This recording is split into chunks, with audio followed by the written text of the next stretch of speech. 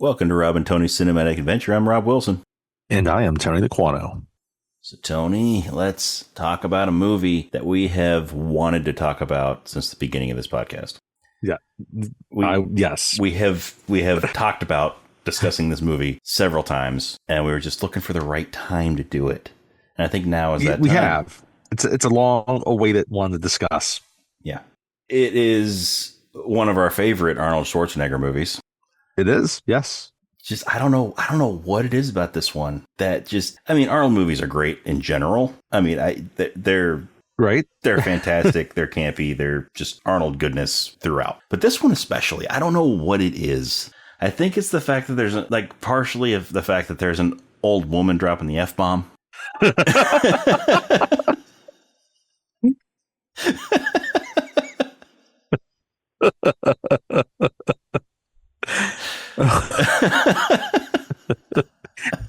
And it completely fits with the story. It's not the sonic fence. It could be the sonic fence. That could be part of it too. No, it's only her name is Agnes. It's Agnes.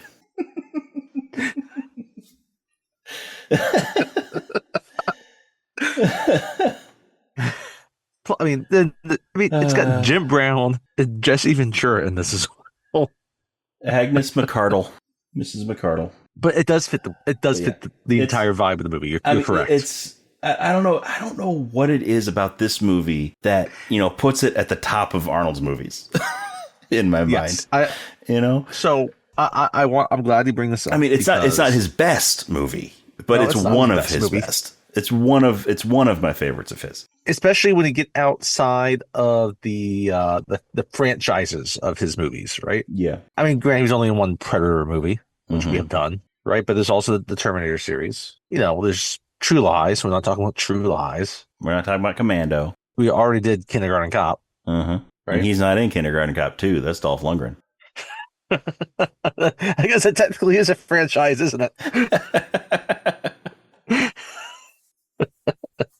No, what we were talking about, The Running Man. Yes, we were talking about The Running Man from 1987. And I think you're right about this, though, right? Because I remember the first time watching this movie. I didn't watch this until probably about 20 years ago. Was it in the apartment or was it before the apartment? I think it was in the apartment. I don't know, but I want to say that I was there for your first viewing of this movie. Yes, you were. Yes. And I think one of us had bought the DVD at Walmart or something like that. I never owned this one, so you must have bought the DVD, unless we rented it. We might have rented it. And Blockbuster was still a thing at the time. It was, as we've discussed. And I don't think at the time I would have said, 20 years from now, this would be one of the Arnold movies I would continually go back to. But it has become that. Yeah. Because it is just so much just campy fun. It's a slightly, especially this dystopian movie, but it decides just to lean into the campiness of it. It's an incredibly loose adaptation of the Stephen King book, The Running Man, which was actually technically the Richard Bachman novel, The Running Man, which is Stephen King's pen name that he did for a few reasons. He used it for a lot of his movies that were more dystopian, not so much the horror genre that he normally wrote. Right, this is non-horror novels. And he would also do it because a lot of the publishers would only allow one novel per author per year. So he did that sort of as a loophole to be able to release more than one book a year. And if you look in the opening credits on this one, it originally says, based on the novel The Running Man by Richard Bachman, as opposed to by Stephen King, because everyone knew that Richard Bachman was Stephen King at that time. But still, Stephen King did not like this adaptation. So he didn't want his name to actually be on it. Strangely enough so the novel itself was published in 1982 and was set place in the year 2025. Mm-hmm. Now, the movie is set place a little bit earlier than 2025. Yeah, so the beginning of the movie is 2017. As then after that intro section of the movie, then it jumps to late 2018 to early 2019. So yeah, it jumps to 18 months later, which, puts it right around that time, depending on when in 2017 it started.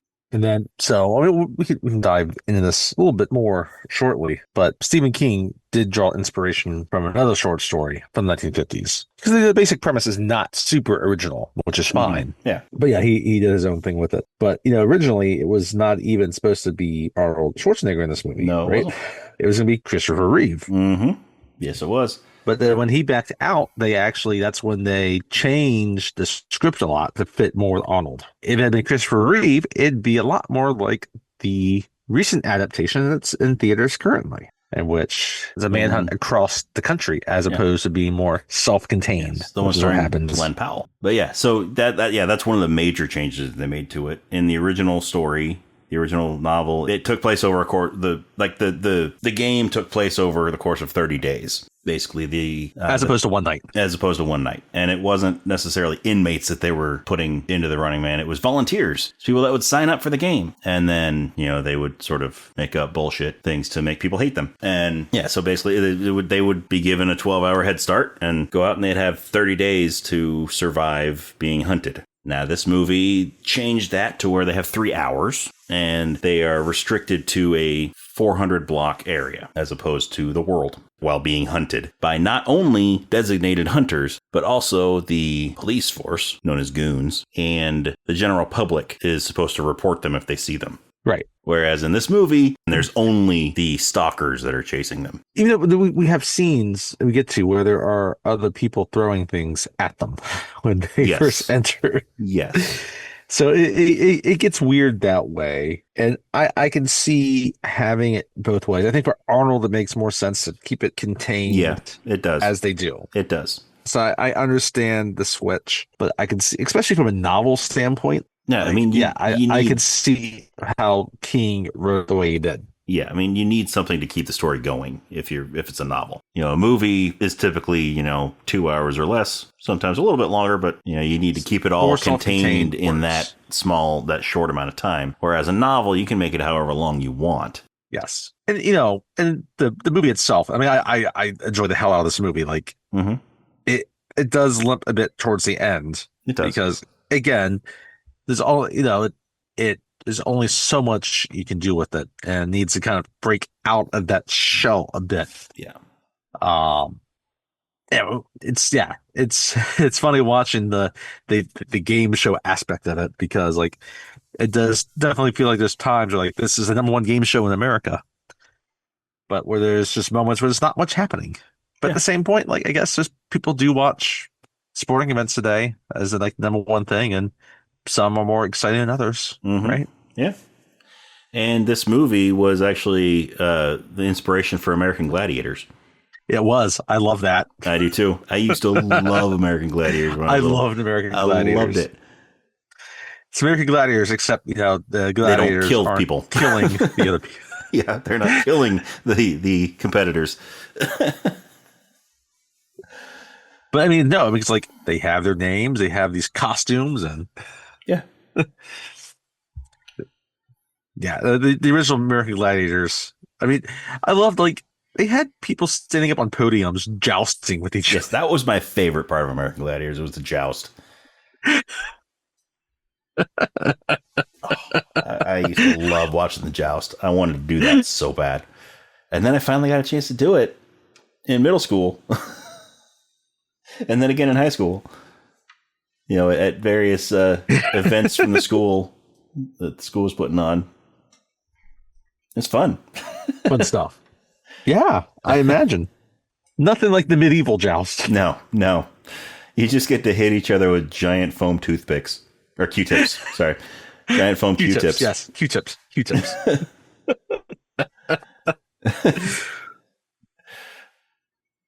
Anyhow, but the game show aspect leads to like the other thing that's just so awesome about this movie. Yeah, and I mean they got Richard Dawson. Exactly, it's Richard Dawson. Richard Dawson did not appear in many movies, but he was perfect for this role, and he eats it up. Yes, he does. Richard Dawson of Family Feud fame plays a villain. plays a villain. He plays the producer and host of The Running Man. And he is brilliant in this role. Like, he is Gillian. And from what a lot of people that have worked with him on his various game shows that he's hosted in real life have said that he's actually much more similar to his character of Damon Killian when interacting with his underlings. You mean having someone fired because they bump into him on the mop in the floor? Yeah. I don't know about if it's that extreme, but a lot of people have come out and said that he was a lot more similar to his Damon Killian role when they worked with him than he let on. He is brilliant in this role. He is what really helps sell this movie, to be honest. Yes, he is. He really There's is. other parts of it too, because Jim Brown's in this and he's fun. Jesse the Body Ventura is a lot of fun. Yes. This movie. Yes. Even though he doesn't do a whole lot in this movie. He doesn't. He does not do a whole lot of like actual like physical stuff in this movie. I mean, there is a sequence where technically, yes, he does, but not his character. But yeah, we'll get to that. But we'll get that. But no, I mean, he was great. He's at the point now where he just kind of is a reporter for the game show. Yeah.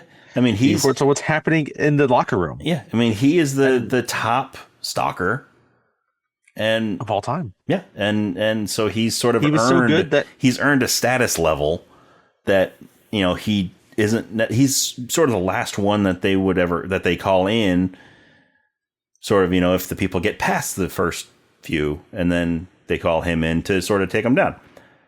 Yeah, I mean, he's reached a point where he can have his own aerobics show. Yeah. Yeah. Right? But this is what I don't get. We're grabbing this. It's like the talk about, like, there have been winners, right? Or quote unquote winners. Mm-hmm. We won't spoil that yet. Yes, we're not going to spoil stuff yet. We'll get to that, but we'll warn you before we spoil everything. You wonder, like, how do they win, right? And it's like, okay, is it because do they kill the stalkers, or do they just get through the challenges, right? I mean, do they just outlast the 3 hours? Well, do they outlast the 3 hours, right? Exactly. So, no, it's all good questions, and I think it's kind of brilliant because, like, I love this. I love especially like the studio aspect of the show, mm-hmm. right? It's just like a typical studio audience for a game show. Yeah. It's just a bunch of middle-class white people. Mm-hmm. Yep. Cheering on people getting murdered. Trying to get people to win a car or win $10,000. But no, if the people can predict which stalker is going to kill the guys, which stalker is going to kill these contestants, then they win stuff. Like the Running Man home game, which I really want to know how that works. I've always wanted to know how that works. Like, what's the home version? Like, there's like, you roll the dice and you pick a card. Everyone picks a card at random, and someone does something naughty, like, they forget to take out the trash. You take the last cookie from the cookie jar. Yeah, I don't know. Right? Stuff like that. Minor household infractions. But, I mean, it's clearly a board game because it's like a Monopoly box. Yes, it's a rectangular box. And like, you don't even have to correctly guess. Sometimes they just call your names. Like, you get to choose who the first stalker is, and then you get prizes. Yeah, yeah. The stalker doesn't even have to necessarily do well. It's just, what stalker do you want? I want this one. Well, you're in luck because they're the ones that are going in there. Here's all your prizes. Like, oh, you chose Captain Mandible. Here's a bunch of free stuff, including the Running Man home game. Don't forget, there's the travel version as well. Yes. So when you're on those long car rides, you can murder your siblings. Don't murder your siblings on long car rides, folks. No.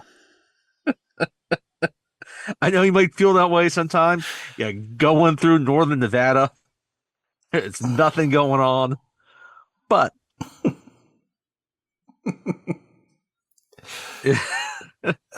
but yeah, it's just little details that just help set the movie up. Yeah. Right? Yep. Plus some of these other small glimpses, because what you said 2017 is when it takes place? Yeah, the beginning of it is 2017. The actual game movie, show part of it, when Arnold is going through the show, a year later. Then it's about 2019. Yeah. And this movie was released in 87. Mm-hmm. So, it's about 30 years into the future from when the movie's made, right? Because obviously now that is behind us, kind of like Escape from New York. Yes. Right. So, it kind of envisions other aspects of the future and, voice command stuff. And, it's, I love the lax airport security. Mm-hmm. You're supposed to have an airport, you're supposed to have a travel pass, but if it's stuck in the deep recesses of your purse, if you can't find it when you're digging through the purse, I'll just go on through. It's okay. Yeah. Which even back in 1987 would seem kind of extreme, right? Because there were literally terrorist incidents in the 80s where planes would be hijacked. Yes. And also in this, the travel pass doesn't seem to be linked to a specific person. No, it doesn't. You could just take anybody's travel pass and use it as your own. It's not a Lelu Dallas multipass. What they pass. But by the way, you should go back and listen to our Fifth Element episode. Yes, that was about a year ago. So there you go. Yeah, that was a fun one. But yeah, and like that movie where the protagonist and antagonist don't meet. They meet in this movie. Yes, they do. Multiple times. They meet multiple times in this movie. And what's interesting is, so all these years that I've been watching this movie, right? I don't really remember when the first time I actually saw it was. It was on TV at some point when I was younger. Not necessarily little, but when I was younger.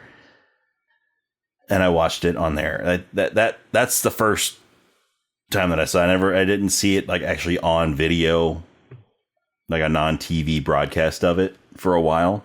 Right. Mm-hmm. I don't even remember how old I was when I first saw a non-TV broadcast of it. But I had seen it, several times before I watched it with you, your first time watching it. Okay. And it was actually even longer after that I had learned that it was an adaptation of a Stephen King book. Yes. And I always thought that it was like an extremely loose adaptation, which, yes, it is a very loose adaptation, to where like they pretty much just took the general premise and the title and, threw Arnold in there and made the movie. That's how I thought it was. But this more recent watch, I actually, after learning more about the storyline of the book and right, all of this, it actually, there are a lot of plot points that it takes right from the book. They just alter them. Okay. That it actually it takes more from the book than I thought it did. That's good to know because it seemed for a while, it seemed like it was kind of very loosely based. They just kind of took the premise and just transferred the premise somewhere else. Yeah. I mean, it still is a loose adaptation, but it's not as loose as I thought it was. And I'll be interested to watch the recent, I hesitate to call it a remake when it's really more of a new adaptation of the book. Exactly. I mean, technically, it could be thought of as a remake because they're remaking the same material. But it's a new adaptation of the same book. But you don't call Batman Begins a remake of 1989 Tim Burton Batman. Exactly. So, Francis Ford Coppola's Dracula is not really a remake of the 1931 Dracula. No. It's just a new adaptation of the work. Yeah. So, and that's fine. I think you can have multiple adaptations of a work, right? And you have Broadway has revivals of different shows, and they do different things, right? And you can do it with a movie, and when we discuss, the new Running Man, we can, we could talk about, okay, was it necessary? Was it not? Yeah. Right. That's a proper point of discussion, because this movie is pretty iconic, and because it's Arnold, and it's kind of become, as we're starting the episode,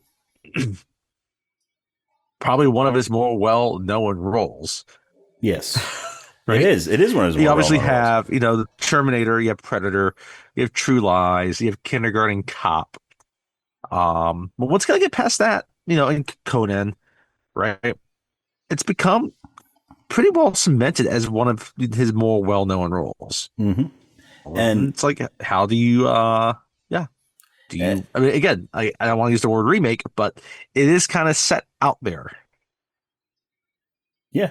And, despite it being one of his more well-known roles, he was asked in an interview a while back, if there was one movie that he could pick from his career that he would want remade, he said The Running Man. And it's funny, because it's something that does kind of lend itself towards potentially being, you can see that, something that could easily be remade or reimagined or readapted. So I can understand why he would say that. Yeah. And, like I said earlier, Stephen King was not a fan of this movie. Just like The Shining, he did not like Kubrick's version of The Shining. Well, because it strayed from the book too much, and this one strayed from the book too much. King's an interesting guy. He didn't like it, so he refused to actually put his own name on there. He made sure that they put Richard Bachman on there in the credits. But yeah,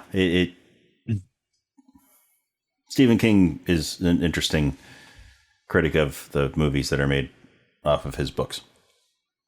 Yes. Yeah, he does not appear in a cameo in this. No, he does not. Who is in this is Yaphet Kotto. Yes, Yaphet Kotto is in this, who we discussed in the Alien episode back at the beginning of our most recent summer blockbuster series. I'm also a fan of having Professor Toru Tanaka in this movie. Yes, Professor Toru Tanaka, who we talked about him in one of the... What movie was it that we were talking about him in? Maybe it wasn't Three Ninjas. He's in Three Ninjas, but it wasn't Three Ninjas. We haven't talked about that one yet. We were talking about a movie that had a sumo wrestler in it. But we were talking about... He came up. Oh, it was... yeah, that's right. We were talking about John Wick 2. Oh, yes, that's what it was. John Wick 2. We were talking about John Wick 2, and he's not in it, right? But we were talking about... Because we were talking about the sumo guy in it, and the topic of Professor Toru Tanaka came up, I think.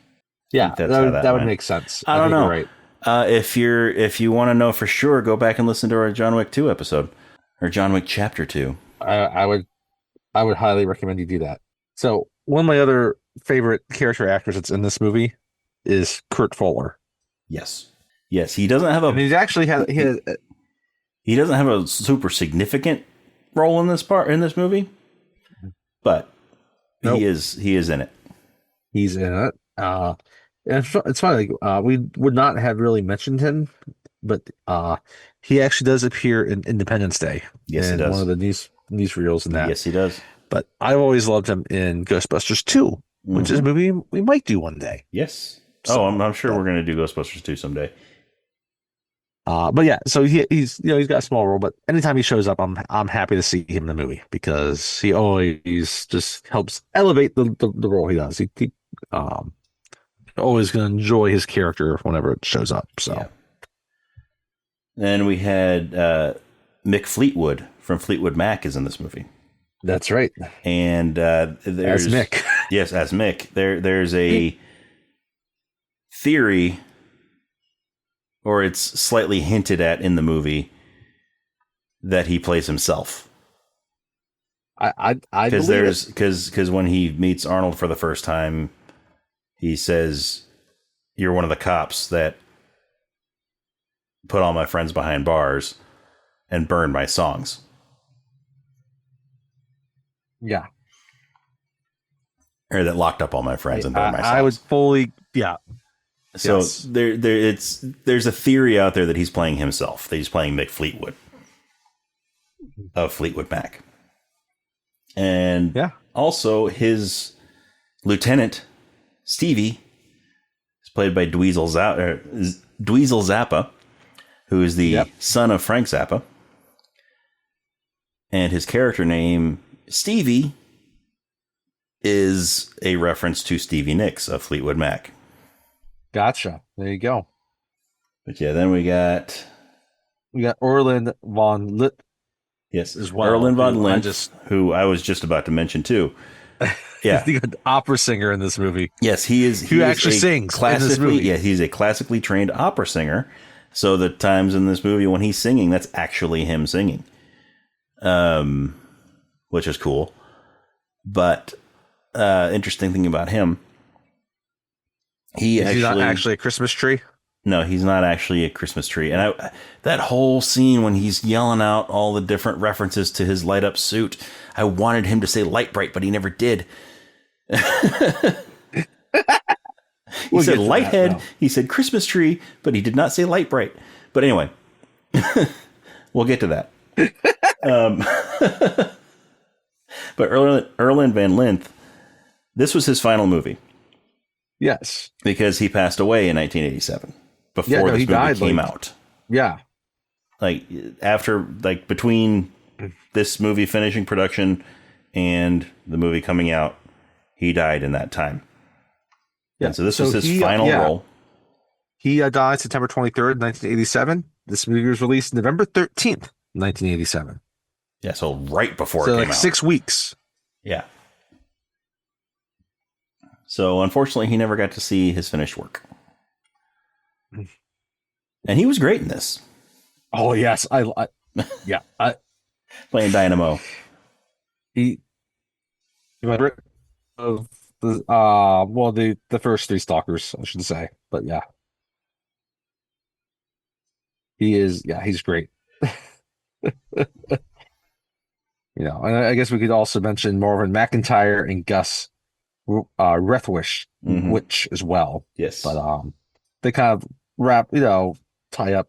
Oh yeah, and then Maria Conchita Alonso. Yes, Maria Conchita Alonso, who was also in Predator 2, which we have not talked about, but maybe we should someday. That's an underrated movie, I think. That might be one to do. But yeah, she's kind of our main actress in this movie. Yeah, she plays Amber Mendez, who is a loose adaptation of the character of Amelia Williams in the book. I thought you were going to say Captain Coons from Pulp Fiction. Well, that too, maybe, if she ever hit a watch up her ass.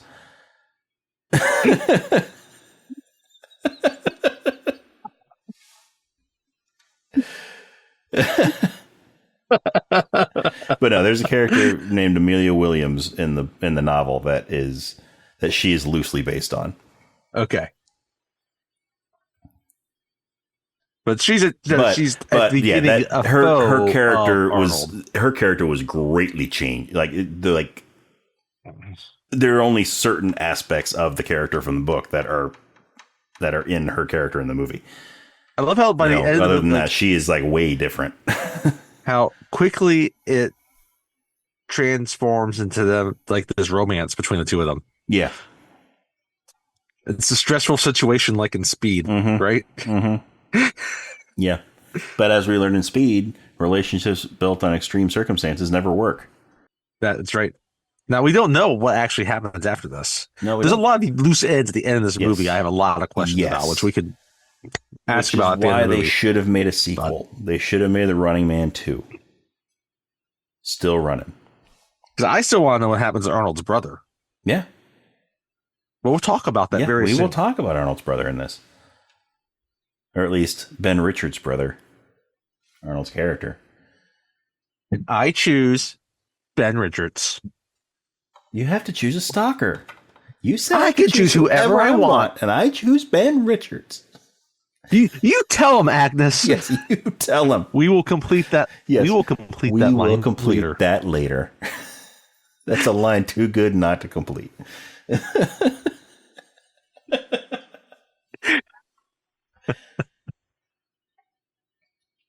It's, one of those ones where the TV edit's just never going to do it justice. No.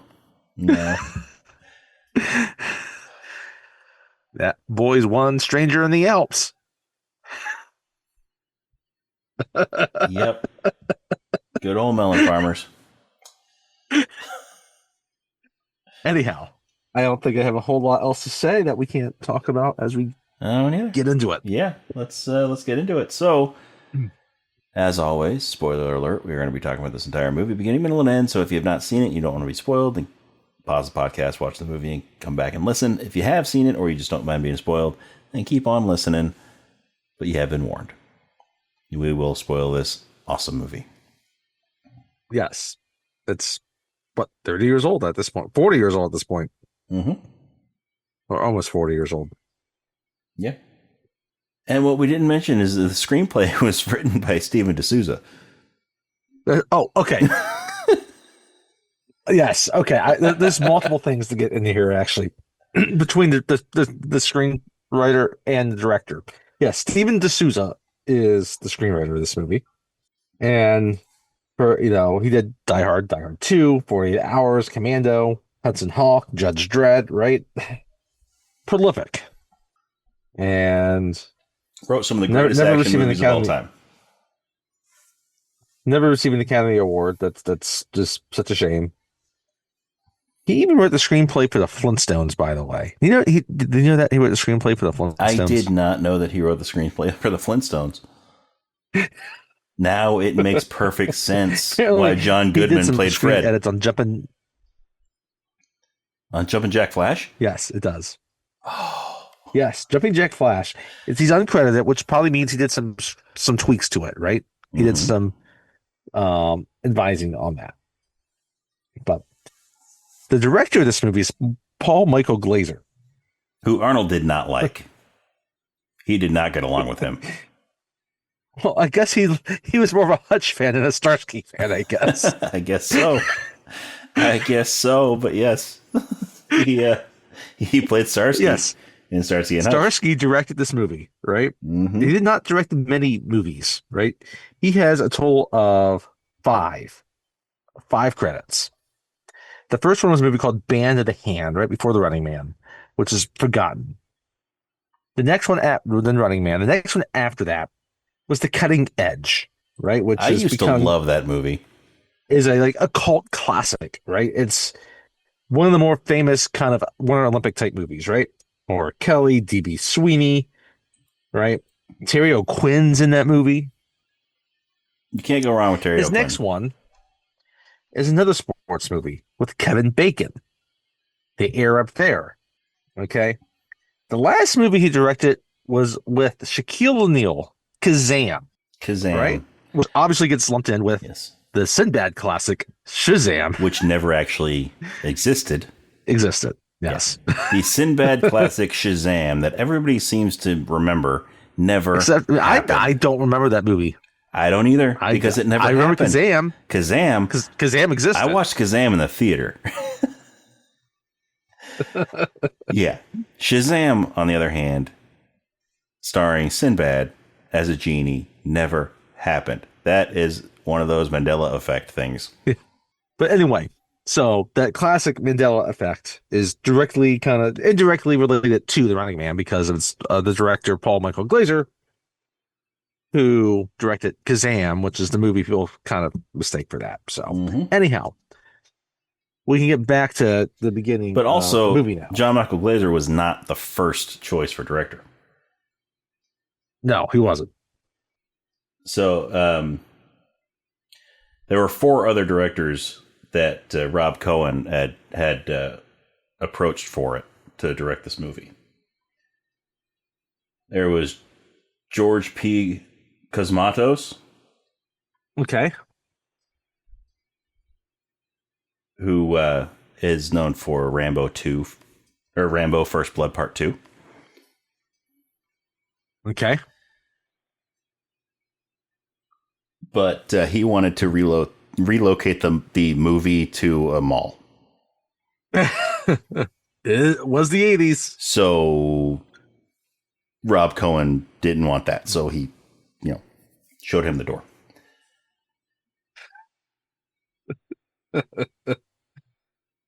Then it was Karl Schenkel from Germany, who had directed a movie called Abwarts in 1984. All right. But he turned it down because he didn't feel comfortable helming such a large production. And he would rather do a smaller movie.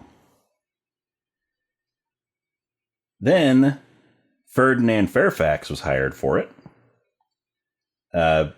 Because Rob Cohen enjoyed his work with Nate and Hayes in 1983. All right. And Fairfax wanted to take it in another direction that Cohen didn't like.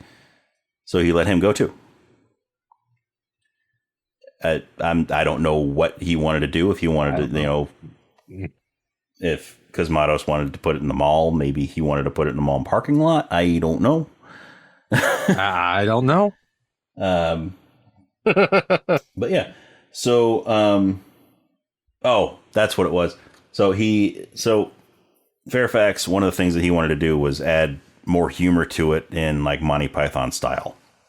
Oh yeah, that wouldn't work. Which that wouldn't have worked with it. No, you just need the classic Arnold one-liners. That's enough. Yeah. And there are plenty of them in this movie. There are plenty of Arnold one-liners in this Incidentally, as before we get a whole lot deeper, think about original choices. Apparently, Chuck Woolery was the first choice. Yes, he was for Killian. Yep. And then he was unavailable because he was too busy hosting game shows. Yep. So Arnold was a fan of Family Feud. He's like, so he suggested, why don't we get Richard Johnson? Yeah. But yeah, so then finally, Colin went to Andrew Davis because I realized Andrew Davis was one of the, yeah. And he actually started the production of it, Andrew Davis. But after 8 days, he was already $8 million over budget. After 8 days of production. Well, I mean, you see what he did with the train, and so at 8 days of production, he was $8 million over budget and 4 days behind schedule.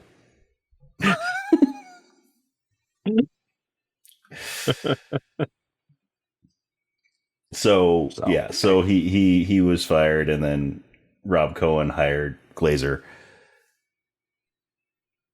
who he had worked with on the first season of Miami Vice. Okay. Gotcha.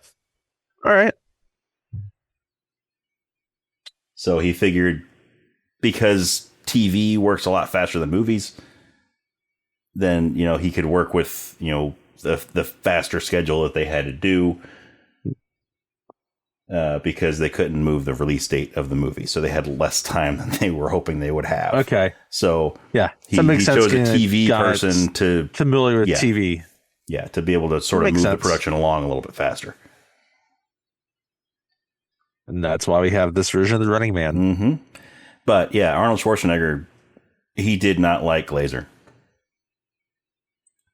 They didn't get along. But they made a fantastic movie together. They did make a fantastic movie together. Everything comes together nicely for the most part. Again, I think the end, probably needed some work, but it was a hard movie to wrap up properly in my opinion. But most of it works really well. There's a few of the plot holes, but you roll with it because it's not supposed to make a lot of sense. Mm-hmm. And I love the animation at the beginning of this movie because it's, again, a movie that takes place in the late 80s. Yeah, and they have just It's the graphic, fantastic. The computer graphics. I love the little stick person, the stick people running, and then they morph into one. It's great. They missed an opportunity here, though. Okay, because TriStar was one. TriStar produced this movie. I was going to say this. Like, the first thing you see when the movie starts is you see that classic TriStar intro that I remember from so many things, but probably the thing that I think of every time I see that logo, every time I see that the horse running up with a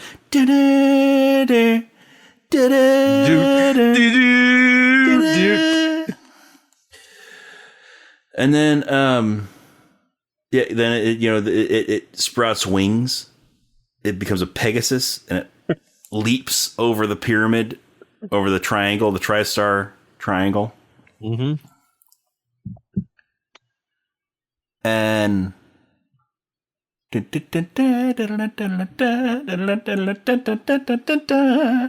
music plays, and then it goes from a horse running and flying into like this 2D drawing of the horse, right? Yes. Every time I see that sequence, I think of Short Circuit. Yeah. Mm-hmm. I can see that.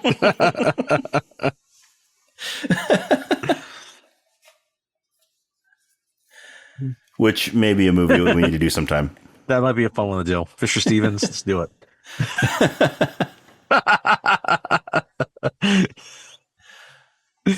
But no, there was probably. I miss that classic TriStar intro. I did too. Yes.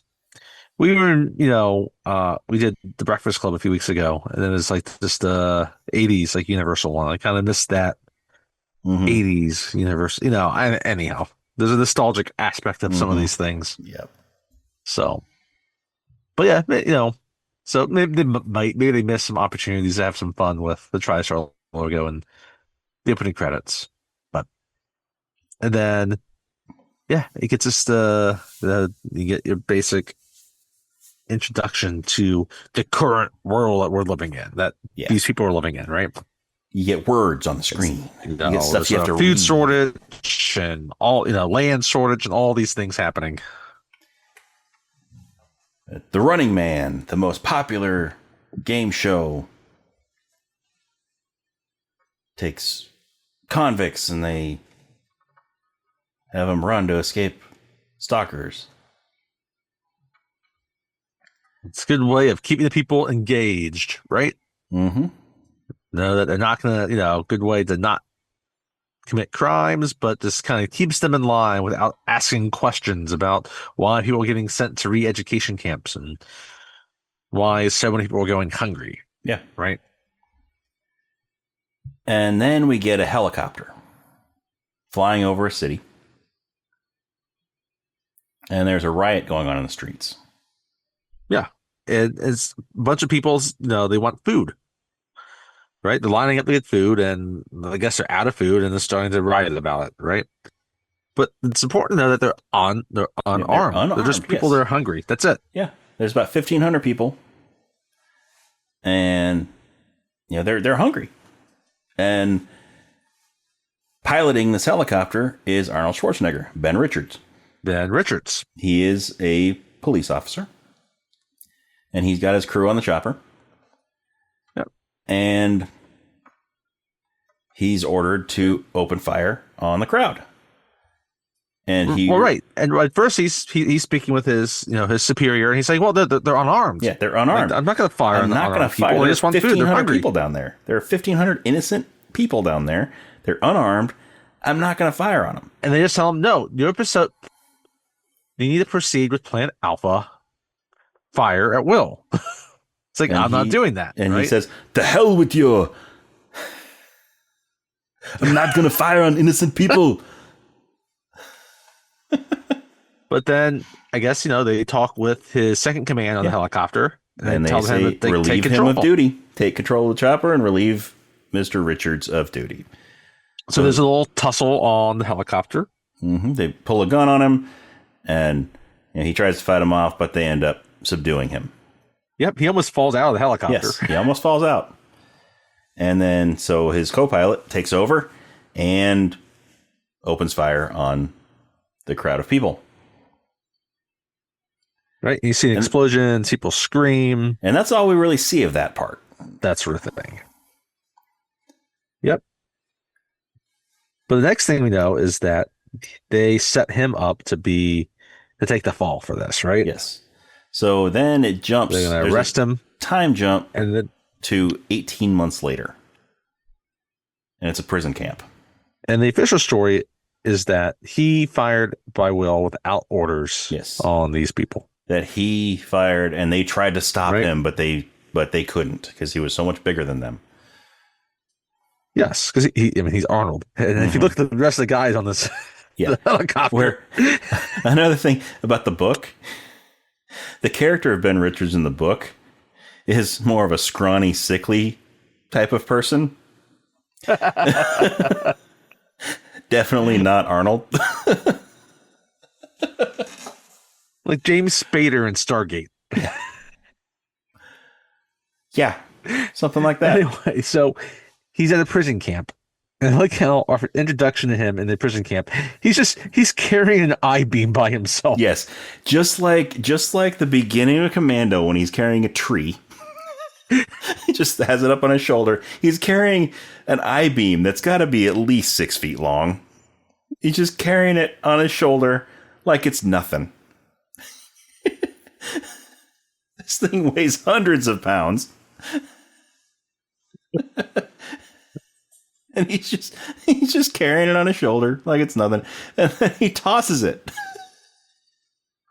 He walks by, and once he gets past the people, then he just like throws it over out of the ground. It's like a loaf of bread. Here you go.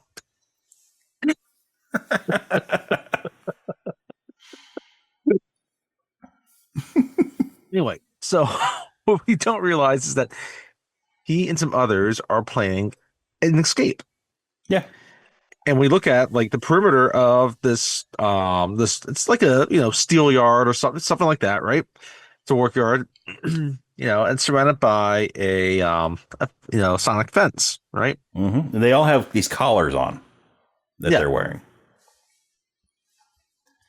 And all they're looking around, and then we see some new prisoners kind of come in. So they disarm. Yeah, they disarm the fence and they to let them through. Lead the people through, and they arm it again. So we're not sure exactly what this fence is supposed to do. We have ideas on what it's supposed to do, judging by the fact that everybody's wearing these collars. But we don't know yet the extent what I love of what about this is that despite this, okay, so this is like a prisoner of war type camp, right? Mm-hmm. Or a gulag political prisoner type of thing, right? Not just necessarily prisoner of war. The security here though is really poor. Yes. So because the guy that's disarming it has his computer, he's just out in the open. Yeah, he's out in the open, typing the code into it. So the two guys that Ben is working with here are Laughlin and Weiss, played by Yaphet Kotto and Marvin McIntyre. And so Weiss is off, breaking rocks and whatnot. And the guard that is in charge of the fence computer is just sitting right by him. And it's a big display on this briefcase computer that, he's putting in the code to disarm the fence right in front of Weiss. Weiss looks at it. He's like, hey, move along. Yeah. Weiss walks by and he stops and stares at the screen for a good 5 seconds. He's not subtle about it. No, not subtle at all. He just walks up there, stands there, stares at the screen, and then the guy's like, hey, keep moving.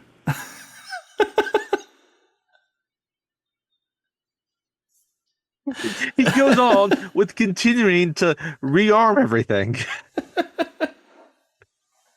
Meanwhile, the disarm code is right there, right on the screen in big letters and numbers. Which would be one thing if they decided, you know what? It's a series of codes that last 60 seconds, right? Yeah, but no. And so the next time he gets a new code, he has to put it in. But no, it's the same code. It's a 5-digit code. It's a 5-digit alphanumeric code. And that does not get reused. It stays the same. Yeah, it stays the same. They don't have a new code for each deactivation. It's the same code. Weiss, he goes by. He pauses. He nods to Ben. Stares. Okay. Yeah, and then he gives a big nod. He stares, memorizes the code. The guard tells him to keep moving, and then he takes a couple of steps, then looks at Ben and gives a big nod. It's go time.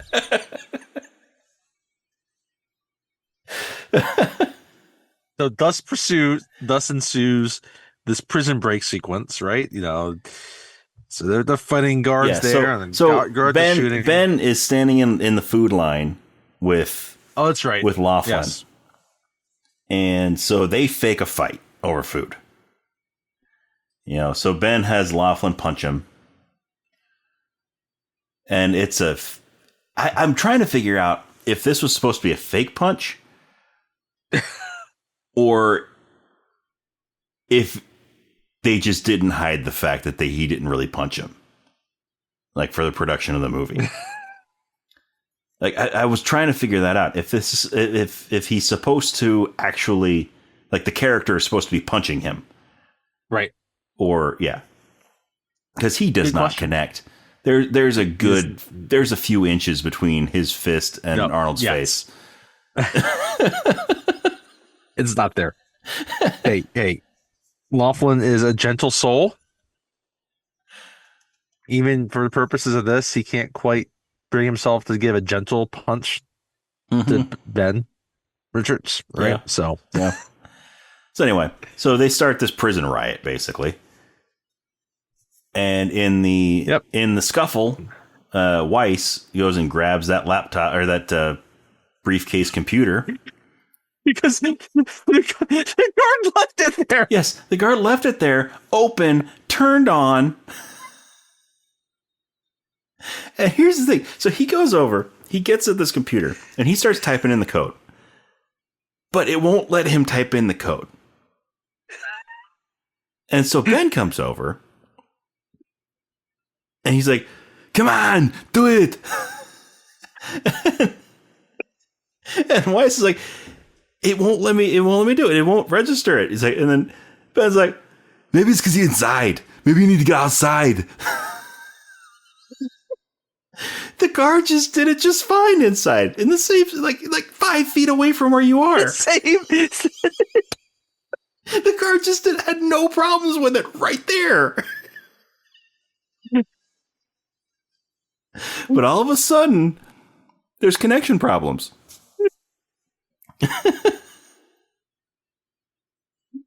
This is having trouble with the server. So they take it outside.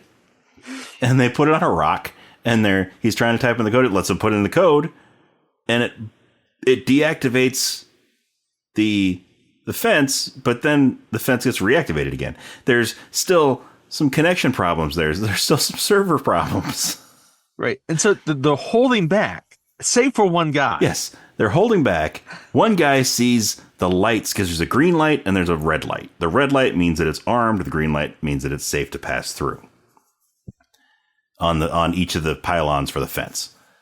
And so the lights are green. Yes. And, Arnold, Ben Richards is like, he's like, we got to stay. We're going to wait. We got to make sure it's a solid connection. This one guy doesn't want to listen. And he goes running for that perimeter fence.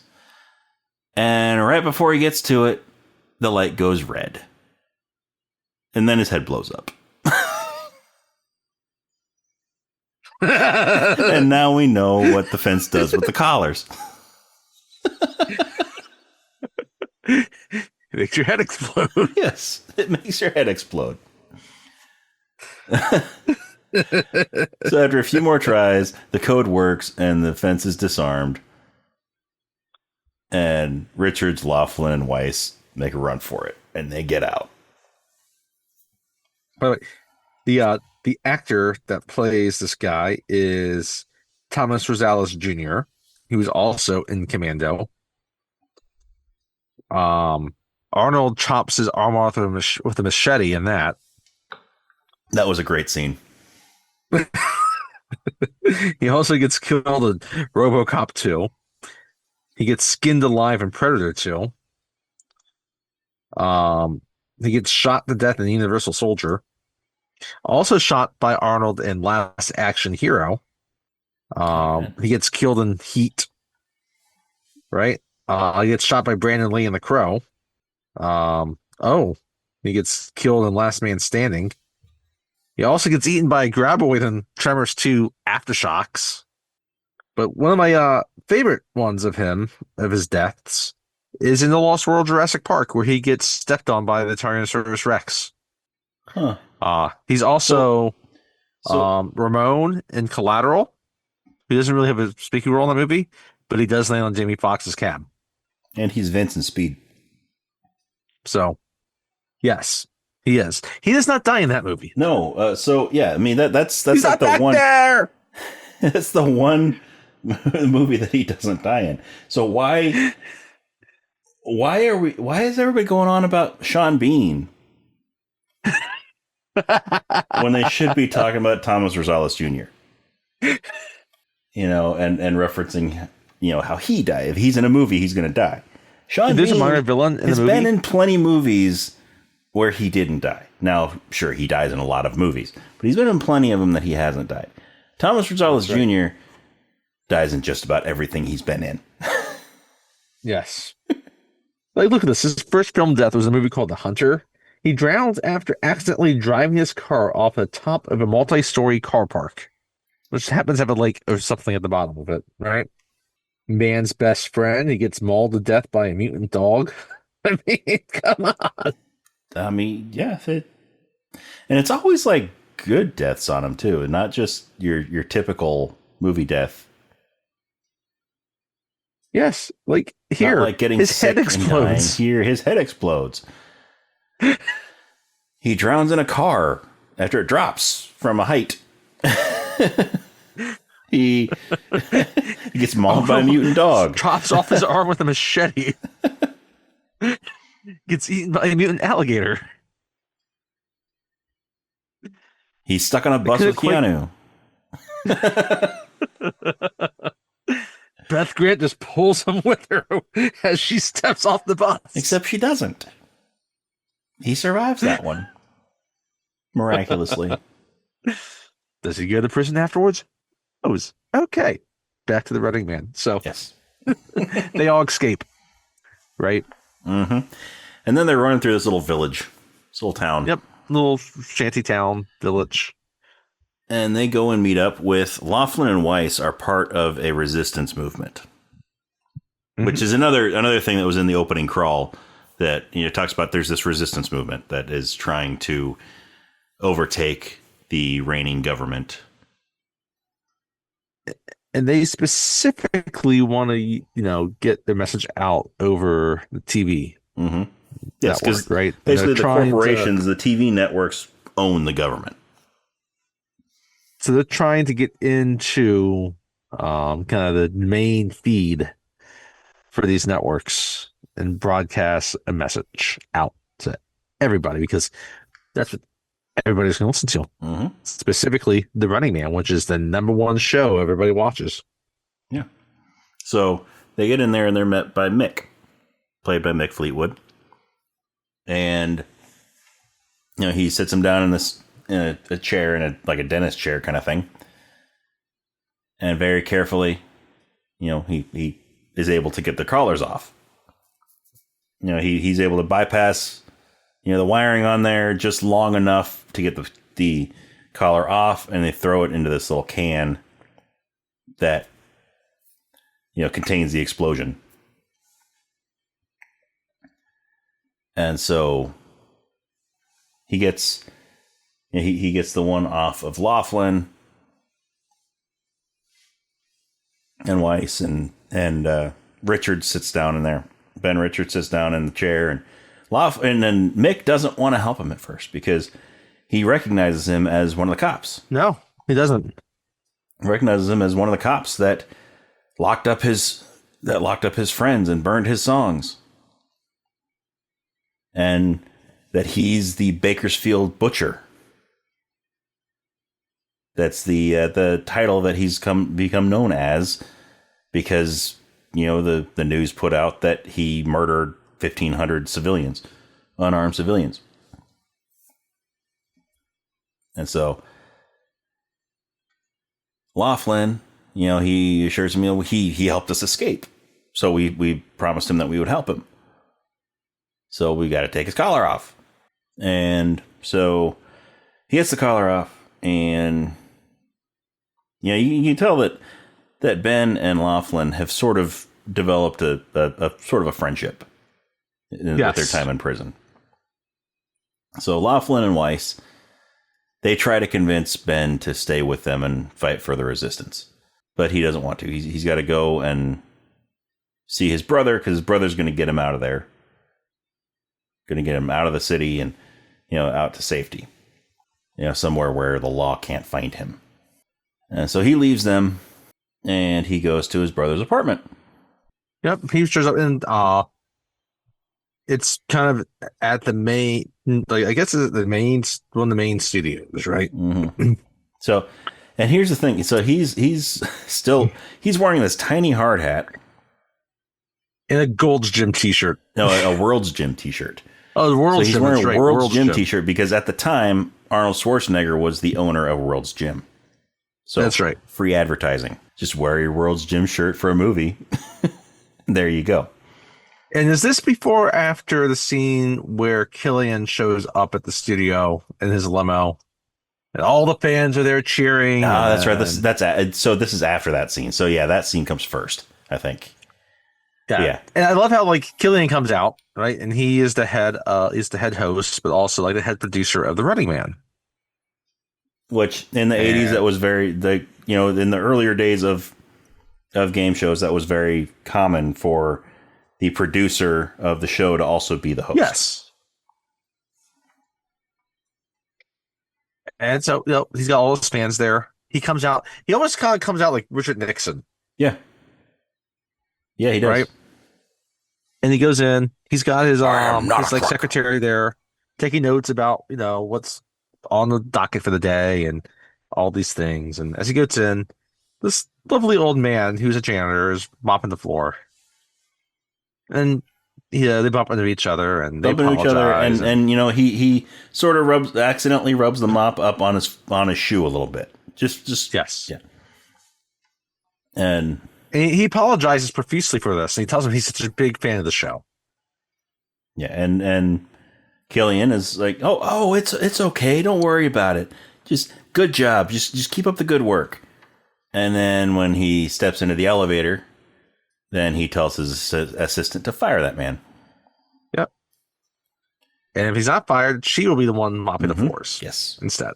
If he's not gone by the end of the day, she will be the one mopping the floors. So, anyway, get back to Ben.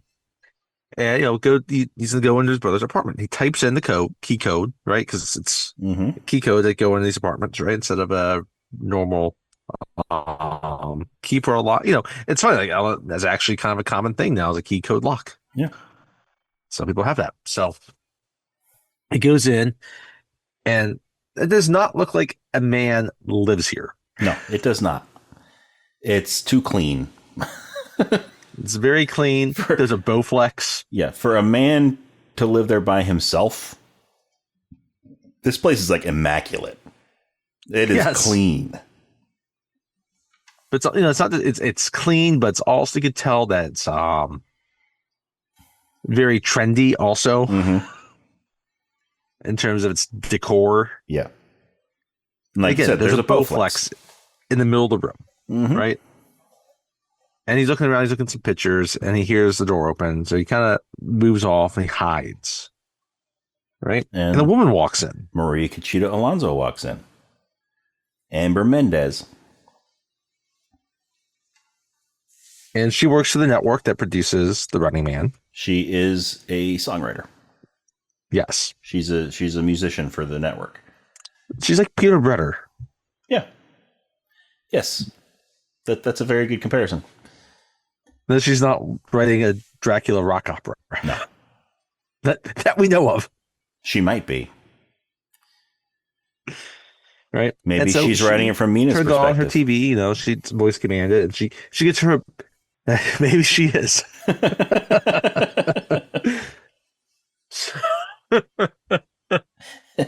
So, she gets down to her workout attire. She goes to the Bowflex. Well, maybe she goes to the Bowflex. No, she's on the Bowflex. No, she's just working out. She turns on the TV. Yeah, and she's doing Body aerobics. Ventura there is leading an aerobics workout. Yeah. So Jesse Ventura plays Captain Freedom. Captain Freedom. That's right. Captain Freedom. And if you're not aware, at the the late 80s, early mid 90s, workout videos are these big things, and it would be certain workout stars videos that were would huge. Do them. Suzanne Summers, Jane Fonda. I get Richard Simmons did them because he was his own thing, but there'd be other stars that were from Jane Fonda, right? Alyssa Milano even had one. So this one is Captain Freedom. He has his own workout video, and again, as we mentioned in the intro, he is the top stalker of all time. Mm-hmm. Right. So he's leading it, but then she's kind of doing a sit up, and she sits up, and there's Arnold, Ben Richards, staring over. And she had recently seen a video clip as she's walking in, a news clip about how he escaped. Yes, the Butcher of Bakersfield. Butcher of Bakersfield escaped. And she sees him right away. She's like, "Oh, you're that man on TV." And she tries to start screaming that the butcher's in her apartment. But he's able to subdue her, and he ties her to the Bowflex. Yes, he ties her to the Bowflex. Which is screwed into the ground, by the way. It's attached to the hardwood floors. It is bolted down to the hardwood floors of this apartment. And he's trying to explain to her that he's not the Butcher of Bakersfield. He didn't do it. That's lies. He's like, you wouldn't do that. And he wants to know, what happened to his brother. It's like, oh, I have no idea. I just know the person that lived here before got sent away for re-education. It's re-education. So they continue to talk, and he's looking through her things, and he sees that she has banned material herself. Yes, books. Which means Christian Bale's going to show up on her doorstep soon. Yes. We have not done that movie yet, but we will someday. That's another Sean Bean movie, too. Yes. One in which he does die. Spoiler alert. But is it really a spoiler if we say that Sean Bean dies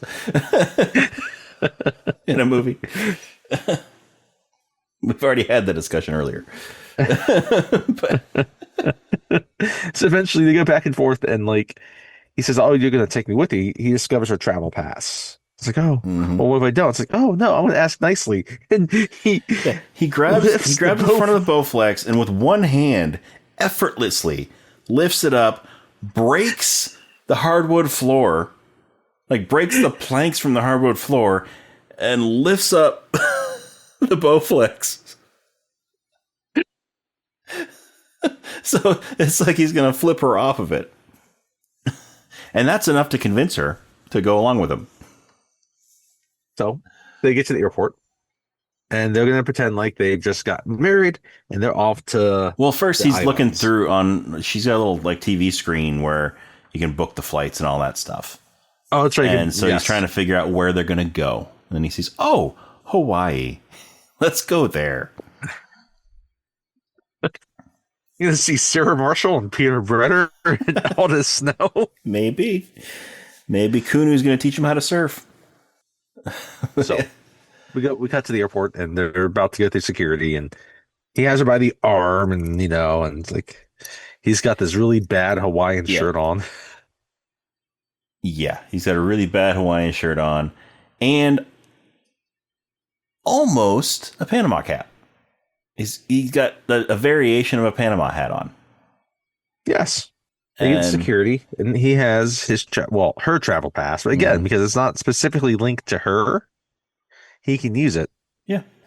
So, the security guard, he scans it, and then he asks for her travel pass. And Ben, like, oh honey, did you leave it at the bottom of your purse again? And he goes, and starts rifling through her purse. Security guy, all these things. And there's a line behind him. Like, this is a crowded hallway. and the guy's like, oh no, okay, well, just go.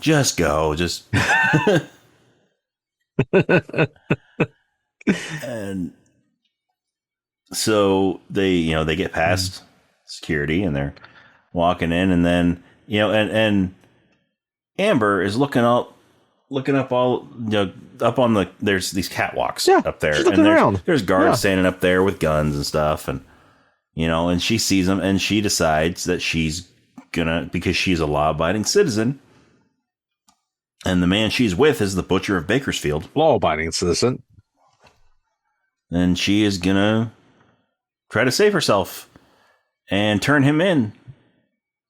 So she hits him in the balls, stomps on his foot, and she runs. Yeah, and she's like, "It's a butcher of Bakersfield. It's a butcher of Bakersfield. Ben Richards is here." And so security pounces on him, and they arrest him.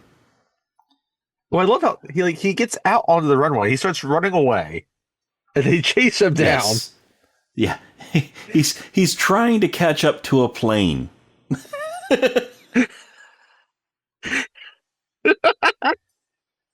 On foot. He's just gonna grab, hop right into that plane. Yeah, that's not how it works. Grab the landing gear, climb up in there. He's gonna try to pull a Dave Chappelle.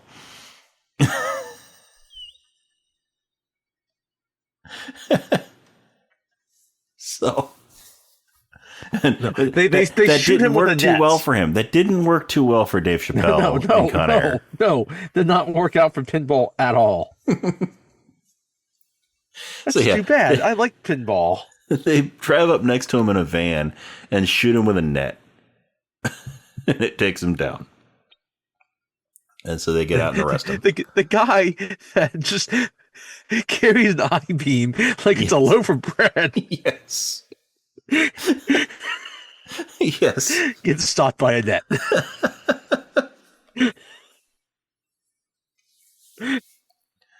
And it's not even like Annette Bening. I mean, I could see Annette Funicello being able to stop him, but she wasn't there.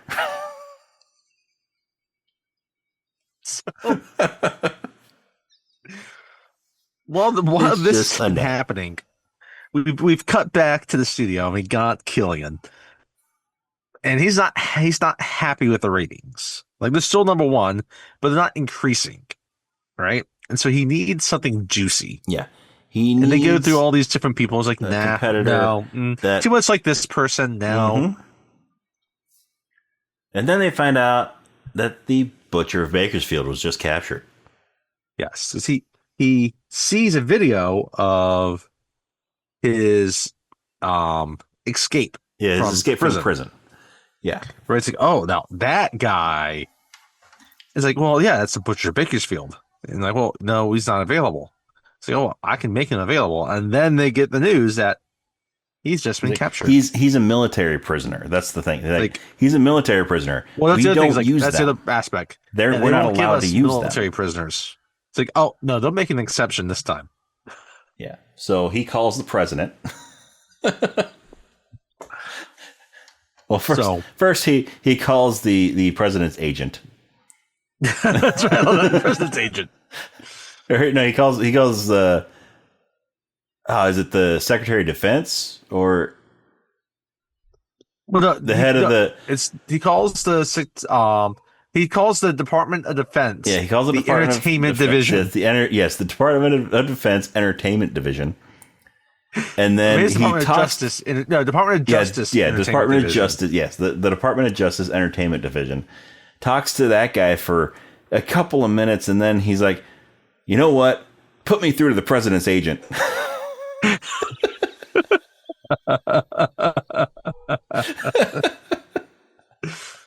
But all of it works because next thing, Ben Richards, he's still in that Hawaiian shirt, and they throw him in this room, right?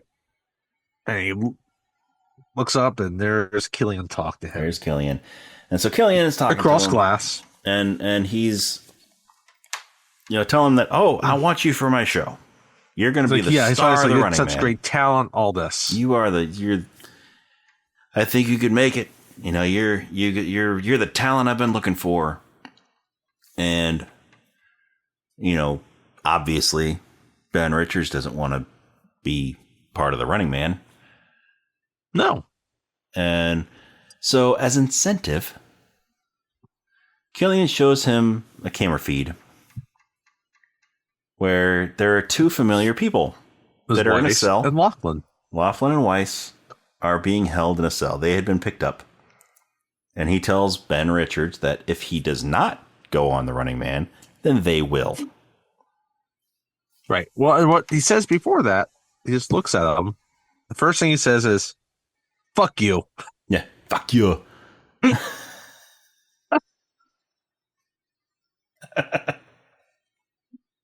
like, yeah, I thought he'd say that. And they show him the feed. It's like, he doesn't have a choice now. And so he reluctantly, agrees to do it to save his friends' lives. And yeah, they they take him to a doctor, and they do certain procedures where they put tracking devices in him and that sort of thing, right? Mm-hmm. And then they go and they get him ready for the show. Yep, and they put him in the room, and they put in some gas to make him fall asleep because they're going to change his costume as well, so he can have. They're going to put a jumpsuit on him. Yep. They're going to put a yellow and blue jumpsuit on him. Yes, sponsored by Adidas.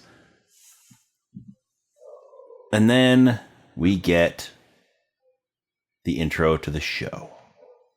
Well, before that, right? So they his court appointed. Yes, his court appointed. Yes, his court appointed talent agent or whatever it is. What does he call himself? I can't. Yeah. Court appointed agent. He comes in and he's to sign all this documents. Yeah. Even though he's a prisoner and he's going to die anyway, it's supposed to be the thought. Right? And also at one point, I think, is it before the agent comes in or is it after when he's walking through the hall?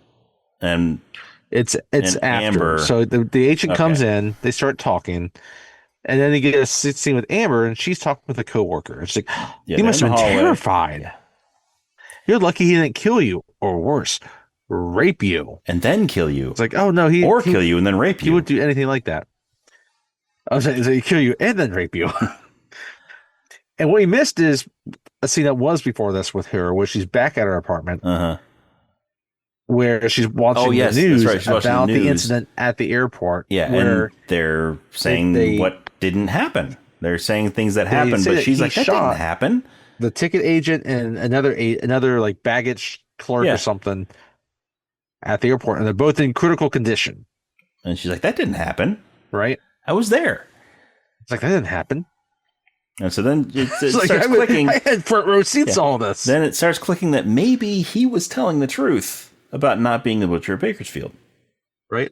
So now she's at this vending machine talking with a coworker. And the coworker's saying things like, oh, no, that didn't happen at all. And then as they're talking, that's when he comes down the hallway. Mm-hmm. And their eyes meet.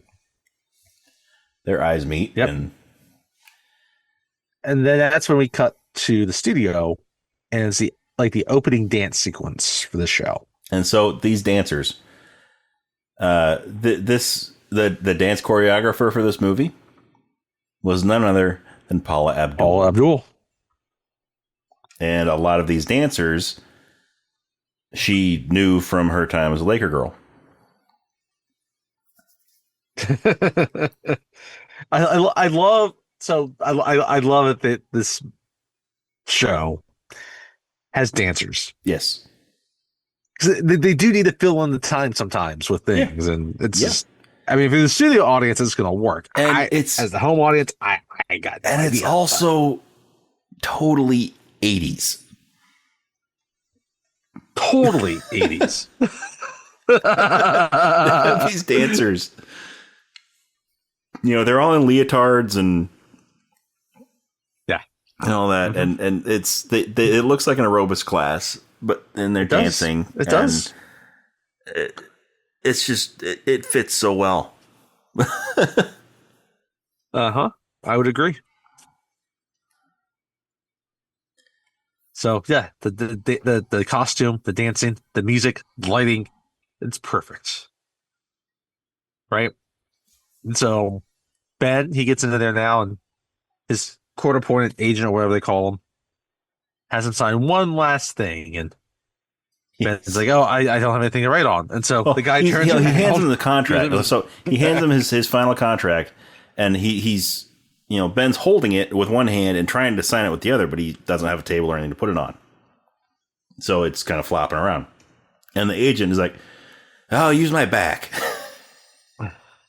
So Ben goes and he signs his name, and then he goes to dot the I, and he just jams this pen through the paper and into the guy's back. He just kind of screams. He's trying to grab it, but it's too far. It's in that spot on his back where he can't reach. Grab it, right? Where you can't reach it with either hand. It's between the two hands, right?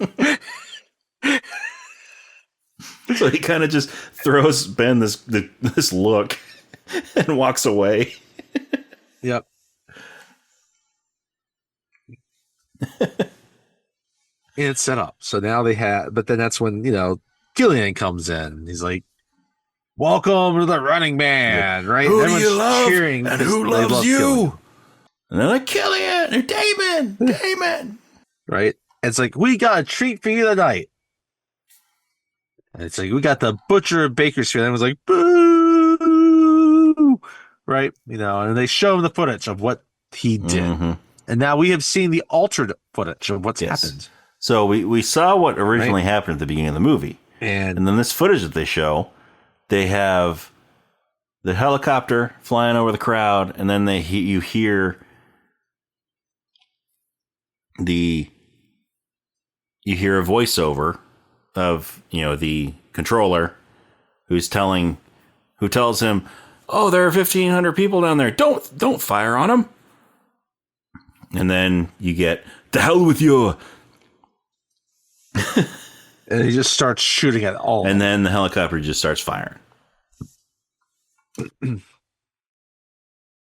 By the way, the agent is played by Kenneth Lerner. He's mostly done a lot of TV guest starring appearances. Mm-hmm.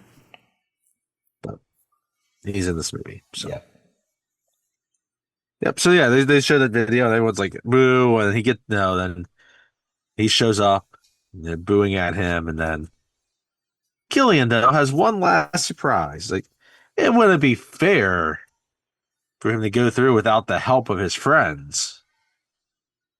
And first off, there's this sled that they strap him down into.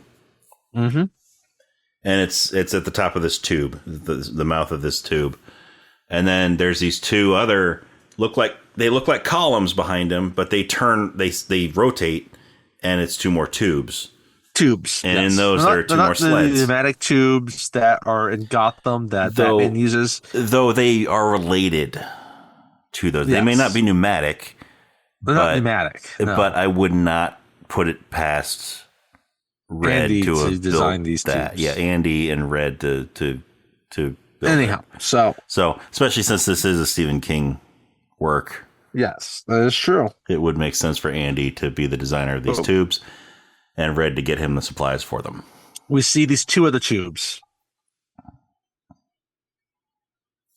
And Killian's like, we decide we need your friends to help you. And then they turn around and you see that's Laughlin and Weiss. Mm-hmm. And Weiss looks like he's taking a shit. Yeah. Yeah. He's straining. That's what it looks like anyway. Well, I mean, they're also sort of hanging upright. And then these sleds. So Richard's like, that son of a bitch. Ben Richards' sled. It's more or less, on the track, horizontal. How it should like be if you're sitting in it, like a luge. And Laughlin and Weiss, they are vertical in these tubes. Yeah. So, he asks Richards if he has any words that he wants to, any parting words before he goes into the game. Well, he explains the rules of the game first. Yes. He's like, there's four quadrants they have to get through. 4 quadrants they have to get through. In 3 hours. They have 3 hours to get through the 4 quadrants. It's a 400 block, walled in area where they can go around. Arena. Yeah. That's the word I'm looking for. But yeah. So if they can outlast the stalkers for 3 hours, they win. And then he starts talking about these 3 winners that they had. Yep. From last season, right? From last season's winners. And they show these videos of these guys, and they're free. Yeah, on some tropical island somewhere. They won their freedom. Yeah, they're kicking it back in the Caribbean. Yeah, and so basically, saying, you know what? Marcellus was right. Yes, Marcellus was right. Yeah, so he explains that the prize for the runners, if they can make it through the entire game, if they can survive, is it could be one of a few things. It could have a lightened sentence, a shorter sentence, up to full pardon. That's right. And so they and then also that their studio audience also has a chance at winning prizes. And the other people that can win stuff are people just like sporting events. Mm-hmm. Out there, you got people that are watching like these public squares, these TVs that broadcast the show. And you got people taking bets. Who okay, there's a bet on who's going to be the first stalker. What's the method? Yeah. What's the method of the first kill? Right. Mm-hmm. Stuff like that, right? That they can bet on. Is the stalker that's chasing him now going to actually stop him? Whatever they can bet on, they're going to bet on. Yes. They're going to bet on it. Just like today. So, but Killian looks like this. Anything else you want to say? Because they send off, right, Weiss and Laughlin first. Mm-hmm. And Richard just looks at Killian, just tells him. And he tells him, I'll be back. I'll be back. Which originally in the script was something along the lines of, I'll come back. I'll be, I'll come back and, face you later. Something along those lines. But then the line from the Terminator became famous. And they're like, we have to milk this. Use that line. We have to milk this. So they changed the line to "I'll be back," and they use it well there. They do, but I love Killian's response. Only in a rerun. Yes, only in a rerun. And then they release the sled, and he goes down this tube, and he's going fast. Mm-hmm. This thing is launched. Yes, and they all end up basically at the same point, and they get out, and there's some people there already. Just from the outside, kind of looking down. They're throwing trash at them out of the end of these tubes, right? Now it seems like the 3 tubes converge into one. Yes. All right, and because you see Laughlin and Weiss, they go down, and then all of a sudden, they started in 2 separate tubes, and then all of a sudden, one's right behind the other one in the same tube. So, they all must go down to the same tube. But at the exit of this tube, like they get launched out of the end of it. And it seems like all there is a mattress that's set up for them to run into.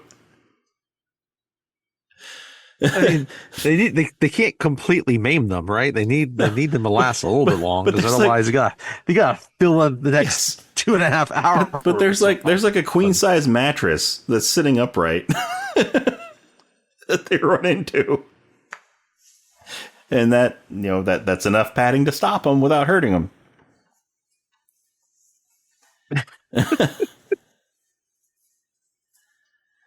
But they all get out. They go to quadrant 1. And also, by the way, before Ben was launched down the tube, that is when we met Agnes. That's when we were introduced to Agnes. Oh yeah, because he's Killian's meeting people. Yeah, Killian is going out. He's like, we have a special guest tonight, and she's like the special Mrs. McCardle. Agnes, how are you tonight? Like, oh, I'm fine. It's a nice, lovely old lady. Mm-hmm. That has a great view for the seats tonight, right? And they're going to go back to her back and forth a couple different times tonight. She's played by Donna Hardy. But she's not the first contestant. No, she's not. Right? Because the first person they go to after they go through the first quadrant, right? They get out there, and now, he goes to a Edith Wiggins. Yes, so she... played by Lynn Marie Stewart, who a lot of people might know from the Pee-wee Show. Mm-hmm. And also It's Always Sunny, who sadly passed away earlier this year. Oh. Back in February. That's too bad. But yes, so she was also in Jumpin' Jack Flash. Oh, our second reference to that movie tonight. Yes. Second reference in this episode. I was not expecting that. Me neither. But yeah, so Killian goes up to her and is like, ask her, like, who's your favorite stalker? Yeah. Who's your favorite stalker? Who should start this game out tonight? Who should be the first stalker to go after him?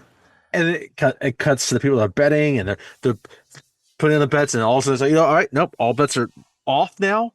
Like, this is your last chance to bet. Yep, no more bets. Close the betting. Right? And then she says, my husband and my son, they both have their favorites. But me, Ken's like, oh, come on, who's your favorite? It's like, well, I like my men big and cuddly. Big and cuddly. And that means she wants Sub-Zero. And no, it's not the Mortal Kombat character. No, it's not the Mortal Kombat character. The arch nemesis of Scorpion. No, this is Sub-Zero, but he does have a similar gimmick. Yes. But no, this is Professor Toru Tanaka. Yes, Professor Toru Tanaka plays Professor Sub-Zero. And his domain where he likes to stalk people is on the ice. Mm-hmm. It's like this little closed-in ice rink. It's not like a full-size ice rink, but like he gets himself into like goalie attire to do this. Yes. He's got the goalie pads, the big goalie stick, right? That's razor sharp. Yes. And at the top of this rink is razor wire, right? It's not like you can just climb the boards and get out. Yeah. And so the three of them are on the rink there, right? And they end up on there, and that's when Sub-Zero comes out on the ice. Sub-Zero comes out to terrorize him, and he's coming after him, and he ends up using Weiss as a hockey puck. Yep, and shoots him into a goal, and the goal just kind of snaps and then the goal shut. snaps shut like a trap. Right. It doesn't kill he's stuck him, in there. Right? No, it doesn't kill him. It's not like it crushes him. It's not like there's spikes or other things in there. It's a net, right? It just traps on him. It traps him. Saves him for later, for when Sub-Zero can then, after taking care of the other two, can come and dispatch him. It just keeps him from getting in his way for the moment. Yeah. And so he goes and he, checks Laughlin into the boards. And he's coming after Ben Richards. And They're fighting. So they're going back and forth a little bit. They're fighting. And he swings his razor sharp stick at him, and it cuts through a pole that's sticking up. Yeah, on the wall. So the poles are sticking up, and it's at different points. That's where the razor wire is attached to, right? And so it cuts through the pole. Ben sees it. He's cut through this, and the pole's loose now. So he grabs it, and he pulls it down. He grabs it, he pulls it, and starts skating with it. Yep. He doesn't have skates, but he's sort of. Well, yeah, he's kind of walking the ice, and now at this point, Sub-Zero has gone to the other end of the ice, and he wants to skate the full end to get as much momentum as he is, so that he can just try to slice him in half. So they can just try to slice Richards in half with his razor sharp stick. It's a hockey stick. And as he's coming up to him, Ben, sort of dodges him and yanks on the razor wire on the pole that he's holding, and basically clotheslines Sub-Zero kind of now. Yeah, with the razor wire. And then he wraps it around his neck and he starts pulling. And I like that. He kind of spins a bit, and he just pulls it. And he tightens wraps it up around. And then Sub-Zero. I'm actually kind of surprised that they didn't just have his head come off. Yeah, no. You see, you get a good close up of his head as the wire is just tightens cutting through his neck. Yeah, and you see his eyes get bulge out. And then so he drops dead. And then everybody and meanwhile during this whole fight, it keeps cutting back to the studio audience, to the studio where because they're watching. So there's cameras all over this rink to watch what's going on in there. And whereas Killian is hitting the guys and everything, or as Sub-Zero is hitting the guys, then she the woman who selected him is winning all these prizes. Yes, she's getting the Running Man. She's winning all these prizes, and finally the Running Man home version. And she's all excited. How do you play that? She's like, I get to kill my husband soon. What are the rules? He likes of the buzzsaw. I don't get that. Yeah. We're also getting shots of not just the audience, but people watching. There's a group of stockbrokers are just stopping in their office to watch this as well. And also interspersed with this, we have Amber, who has decided she's going to go and into the archives. Break into the archives. And she's looking through the drawer of tapes. And she finds the Bakersfield edited for TV footage. And then the original And then she footage. finds the raw footage of the Bakersfield massacre. And so she takes that. And right after she grabs that tape, then there are a couple security guards right behind her. And I'm guessing one of them is Sven. Yes, one of them is Sven, who's played by Sven Thorsen. Yes, so Sven Thorsen is, he's basically Killian's main bodyguard. Yes, he's also Denmark's Arnold Schwarzenegger. Yes, that too. That too. So he's a big dude. Big dude. And so... The only dog paddles. Yes. The only dog pedal. Go back and listen to our Princess Bride episode, folks. But... But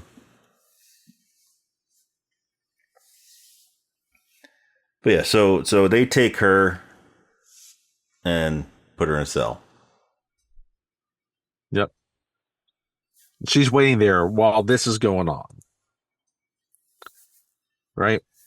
And then we get the scene here. Yeah, so when Sub-Zero. Yeah, where Sub-Zero gets killed. He gets the razor wire. He gets tangled up in that. And then we get the audience is shocked. Mm-hmm. They're dismayed and saddened. And then we get Ben. Killian's trying to reassure them. It's I know we're all feeling great sorrow at this. It was the loss of the stalker is never a good thing. how many times has a stalker been killed? That's what I want to know. I don't know. Yeah, how many times has this happened in the past? Again, it gets back to the question: is how do you win? You just outlast, right? Mm-hmm. Because they said they had 3 winners last season. Mm-hmm. But it seems like this may okay, yes, someone just died, but it seems like this is very rare that even the winners don't necessarily kill the stalkers. No. I think the majority of quote unquote winners that they've had has just been people that outlasted the 3 hours. So I agree. I mean, I'm not gonna say that like a stalker has never died on the show, but yeah, like you said, it's a very rare occurrence that a stalker dies. But they cut back to Killian and Laughlin because they're standing together now. Laughlин's gotten back up, and they're both standing together. Richards and Laughlin, and they go. Sorry, yes, Richard. Yeah, Richards and Laughlin. They go over to get Weiss out of the net. They get them out, and they're kind of standing over Sub-Zero's body, and they look up at the cameras.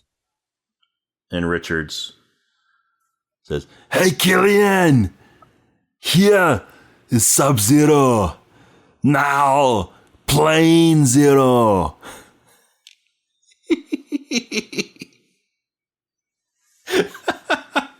One of my favorite Arnold lines of all time.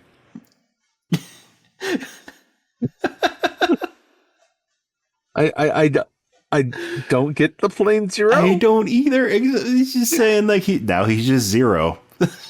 He's not Sub-Zero. He's just Zero now. But you don't need to put the plane in front of it. No. He's just regular old Zero. In fact, he's gonna be an even colder Zero, to be honest. Mm-hmm. Because he's dead. Yes. So now he's Sub-Zero. But that's when they walk off, right? And after they walk off, that's when Killian has another surprise for the audience. Mm-hmm. And so other surprise, they bring out Amber runner, and she is like not going quietly. No.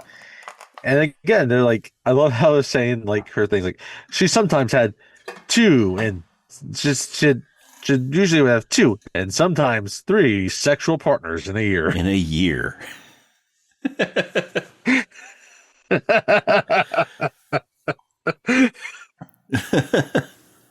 And she's got the same jumpsuit on, right? Yeah. They put her in the same. Yeah, so she has the same color combination as Arnold. So yes. So yeah, so Ben was wearing yellow. The main color is yellow with the sides are blue. And so that's the one that they put Amber in. And the other 2, she's put her in the same like 2. Yeah. And Laughlin and Weiss are wearing the main color of it is blue with red sides. Yes. Right. So I mean, it's kind of weird that Arnold had the different one and the other 2 had matching, and so now there are 2 with one set of colors and 2 with the other set of colors. So it fits there. So she's sent down the luge, and she meets up with them. She lands there. Now she's kind of by herself at first. Mm-hmm. She's got to catch up with them, right? Yeah. Meanwhile, now the show has moved on to the next contestant.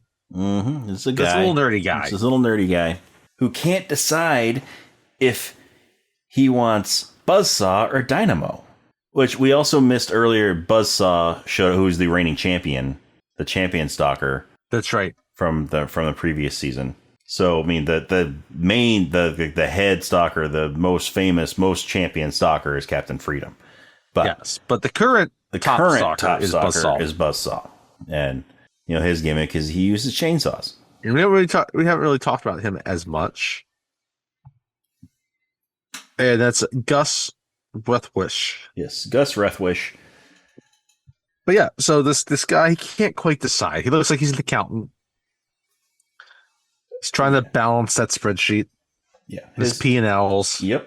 His 2 favorite stalkers are Buzzsaw and Dynamo. Dynamo, of course. And so Killian's like, well, why choose one when he can have 2? Mm-hmm. He's like, it's okay. You don't have to choose. And so they said both Buzzsaw. They're both coming out there. Mm-hmm. And he gets all the prizes also. He gets the Running Man. Yes, he gets the Running Man home version.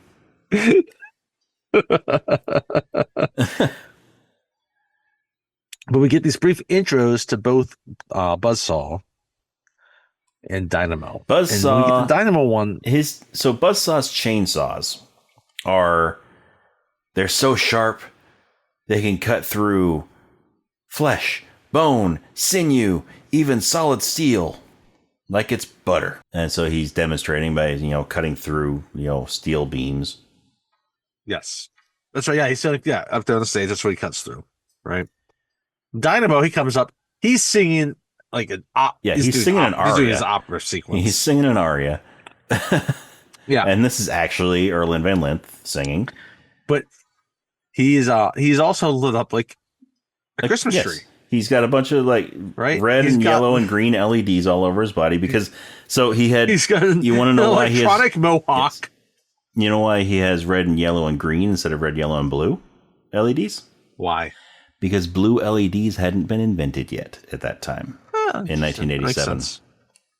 Blues. Yeah, so what they had were red, yellow, and green. So that's what they used. That's further down the light spectrum, right? Yeah. So he's up there, he's singing, and his gimmick is he has like electrical gauntlets. He can shoot lightning at people. Yes. He can shoot electricity at people. And so, he's lighting up the applause sign. Right? And it says, clap if you love Dynamo. And so everybody goes crazy. They're all roaring with excitement and they're clapping. But you can tell he wants to be the top stalker. Mm-hmm. So, but yeah, they get out there down to the course. Right? And at this point, there's a little bit of disagreement, right? Ben just wants to complete this. Yeah. Right? But Laughlin and Weiss, particularly Rice, realizes because they're walking right past. They might be he sees the different satellites around there. It's like, oh, the feed might be actually coming from one of the quadrants. If we can hack into that, then we can broadcast. If we can redirect these dishes, so that we can, hack the main signal, then we can just upload our stuff right there. We can use their signal against them. And we can broadcast out on everybody's TV while they're watching The Running Man. And Ben doesn't really want to do this, but he reluctantly agrees, which is about the point where they get not just he, but all of them get back and connect it with Amber, right? Because she's sticking around, and so now you get it's the four of them, as we were saying earlier. Mm-hmm. And she's gonna go with Weiss, and Laughlin's gonna go with Richards. So we focus on, I guess Weiss sees the thing and he convinces, okay, we're going to go there. I'm going to start to try to find the code or hack the code for this feed so that we can use that, right? So he starts working on that, and we focus on Laughlin and Richards. And they go off this separate building. Yeah, they go off, and then they're confronted by Buzzsaw. He's got... Anyway, Buzzsaw attacks and gets Laughlin, right? And Laughlin's kind of incapacitated at this point. So, yeah, Buzzsaw comes in riding a motorcycle. That's always he's on a motorcycle. That's right. Yes. Or like a dirt bike. And Dynamo is in a go-kart kind of thing. Like a dune buggy. It's so weird. It's just in the dune buggy. I'm sorry. And... So Buzzsaw comes down and he sort of hits Laughlin up against the wall and sort of knocks him out. He's sort of out. And right now, it doesn't seem like he's done much to Laughlin. Yeah. He just kind of comes over and hits him. And at this point, it's really just sort of knocks him out to the side. Between Richards and Buzzsaw within this sequence. Mm-hmm. And so Weiss and Amber go inside the building, trying to evade Dynamo, while Richards takes on Buzzsaw. And Buzzsaw, he's got his chainsaw that he's holding in his hands, then he's got another one that's dangling from his hip, from his belt. And so, they're sort of fighting a little bit. Yes. And why have one when he can have two? Yeah. Which he never uses the second chainsaw, which is weird. No. Yeah, so they're fighting, and it gets to the point where Buzzsaw, is bringing the chainsaw down on Richards, and Richards is holding on to it and trying to keep him, but he's sort of losing the battle there, and the chainsaw keeps getting closer and closer to his face. And then Richards is able to shift the weight, and so that it takes the chainsaw down to the ground. Down. While it's still in Buzzsaw's hands. It's still buzzing in his hands, and it's on. And then Richards starts lifting it up a little bit, and it goes up between Buzzsaw's legs. And then Buzzsaw starts to scream, and then the scream becomes a higher pitch. He is now falsetto. And then Buzzsaw drops dead. and then the screaming stops. And he drops dead. And everyone's aghast again because Buzzsaw just got a chainsaw to the balls. Yep.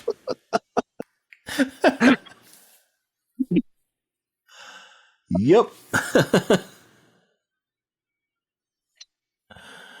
Buzzsaw just got split up the middle with his own saw.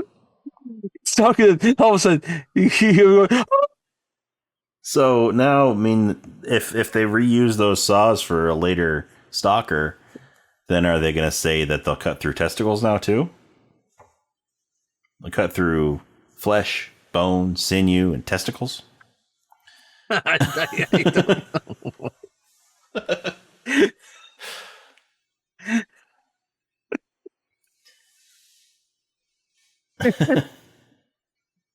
So it cuts back to the other group, and Weiss, he's working hard. He's trying to find this code. Weiss, so he's found one of the consoles. He's found one of the consoles, and he's punching in the stuff, and the numbers are popping up. So he tells Amber, he's like, remember these numbers. To memorize it. Yeah, memorize it. So he's telling her the numbers as they're popping up. And then right after he gets the last number, Dynamo shows up and blasts him with electricity. Yeah, and he sustains it, right? Mm-hmm. And so all of this is just bolting through him, and he just drops dead. Yeah, he poor Weiss is now dead. Weiss, and Amber was close enough to him that she got knocked back by the blast of electricity. Yeah, so she got shocked, but she didn't. Dynamo, he has kind of like this nice laugh going on. Oh, oh, oh, oh, oh, oh, oh, oh, oh, oh, oh, oh, oh, oh, oh, solo.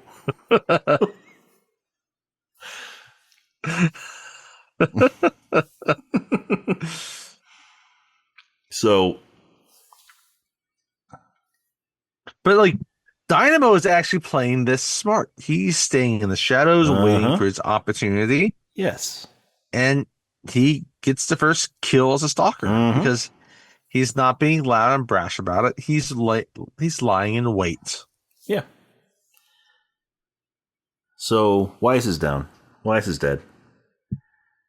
And Amber narrowly escapes Dynamo to get outside. Meets back up with Richards. And they're going to go back to... They're going to go to get Laughlin. And they go and they get him off. They go and meet up with him. And he's like, oh, this is the end for me. I can't go with you guys. Buzzsaw got me. And he reveals that he's got a big gash in his side. Yeah. Amber's crying about this. She just met the guy. Mm-hmm. So... And now Ben realizes, like, okay, part of this resistance movement is now on me. I got to survive this, but also serve this resistance. Yeah. So Dynamo gets back in his goon buggy, and he starts chasing him down. Yeah, because they get back to the street because they're about to head off, and Dynamo has come back, right? And he starts chasing them down, but he's at Crash with his go-kart. No.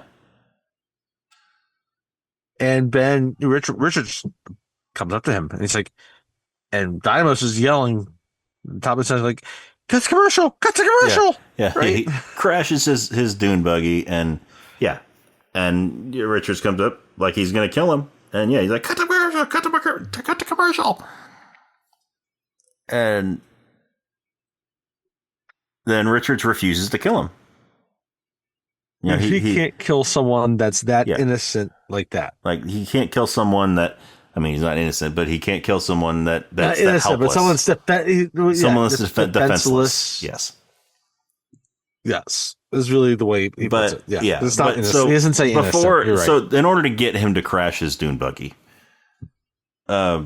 Richard started taunting him because he was sort of up at the top of a hill. Right, because when he was going after Amber. He's still going after Amber. And he's like, hey, you. Hey, you, light head, light bulb. He just starts throwing this. Hey, Christmas tree. Come and get me. I'm over here. Light head. Christmas tree. Hey, light bulb, come get me. Arnold, he's just waving his arms while he's just saying his one-liners at him. Christmas tree. But the one he never uses is Light Bright, and he resembles a Light Bright so much. Kids, if you don't know what a Light Bright is, he does. Google it. He's got all these little bulbs. It's just like the light bulb bulbs. Light bright, turn on the magic of colored light.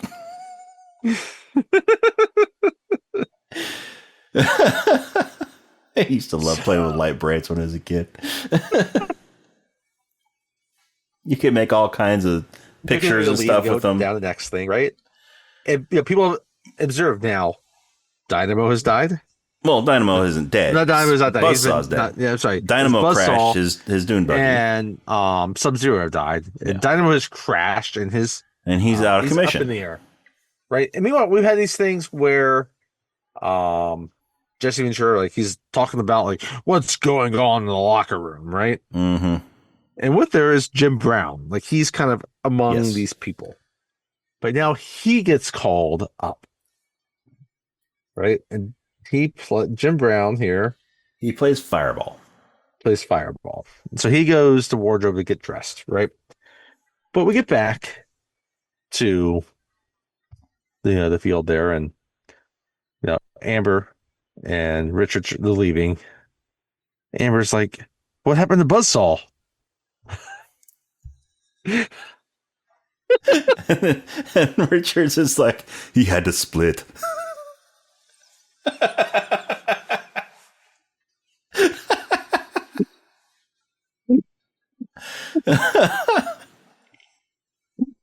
He's like,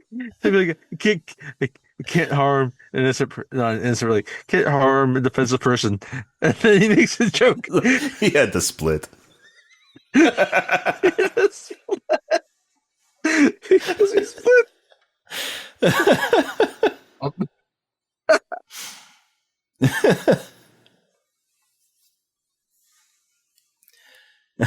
Hey, maybe Butch just had the Running Man in his mind when he was picking out his weapons. Maybe. Oh yes, I could make him split. Maybe. And he found the katana, which made him split. Yep. They're not in the same way.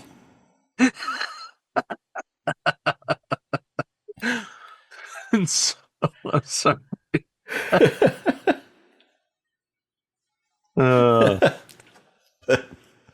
yeah, so now the audience is like, okay, well, what's going on now, right? 2 stalkers have died. Richards is doing this great job. And they're like, yeah, okay.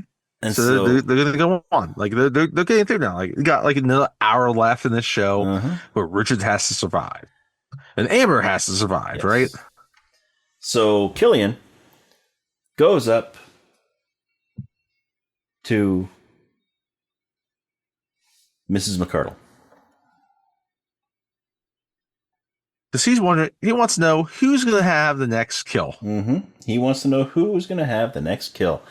And because now we have Ben Richards out there. Technically, you have Dynamo out there, right? Mm-hmm. Captain Freedom out there now, right? Not Captain Freedom out there now. We have Fireball. Who's Jim Brown again? Fireball. And so he goes up to Agnes, Mrs. McCardle, and he asks her, who's going to get the next kill? Who's your choice? Like, she's like, that's a tough one. He's like, well, take your time. Take your time. You can. She's like, I choose Ben Richards. Ben Richards. And he's like, oh, you have to pick a stalker. He's one of the runners. You gotta pick a stalker. He's like, she's like, no, I can pick whoever. I can choose whoever I want, and I choose Ben Richards. That boy's one mean motherfucker. I love the look at her face. She's proud. She nods her head right after she says, "Motherfucker."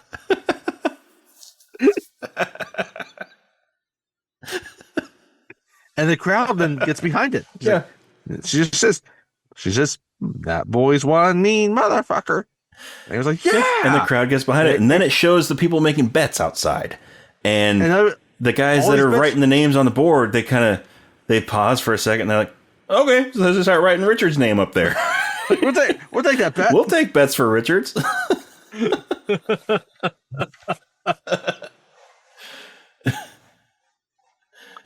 Meanwhile, we have Richards and Amber, and Amber's like, well, Weiss gave me this code.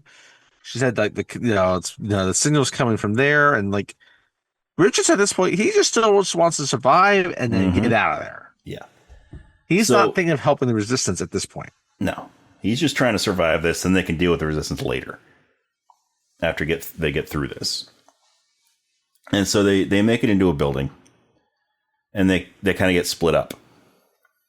And Amber runs into a locker room. It's a locker room. And when she walks into the locker room, there's these 3 corpses. Yeah. And they look like they've been roasted. Mm-hmm. Yeah. They're somewhat reminiscent of Uncle Ben and Aunt Beru.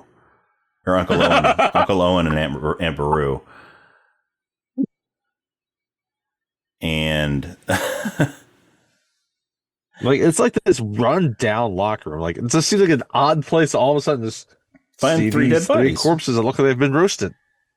And she sees them and recognizes them somehow as the 3 winners of last season. Which I just think it's strange that they would just leave them randomly in this place. No, wait, that's right. She doesn't recognize them. Fireball comes to the door, and he identifies them as the 3 winners of last season. Well, it's like, oh yeah, he says the names, and the names pop in their mind, like, oh, last season's winners, and he's like, last season's losers. Just like again, you. Like I could see a reason to like just kill them all so they don't get money and all that, but it seems like it's very dangerous to leave these corpses laying around. Yeah. But at this point, Richards is caught back up to that space, and they have a little fight. Well, Fireball is about to. He's about to roast Amber with his flamethrower. He's got a flamethrower. He's got a flamethrower, but he's also got a jetpack, which is how he got onto the arena. Yeah, he got there quickly. Yeah, because he took off from the studio. So he's about to fire his flamethrower at Amber, and Richards shows up behind him.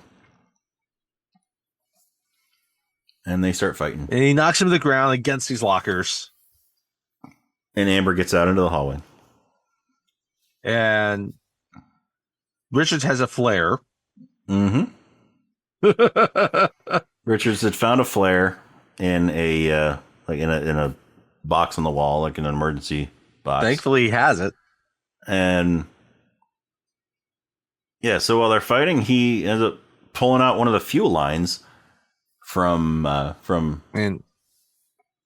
Fireball's backpack, from his jetpack. Yep. Knocks him down, pushes him against the wall, so he's just kind of he's sort of leaking fuel all over himself. And then Richards lights the flare.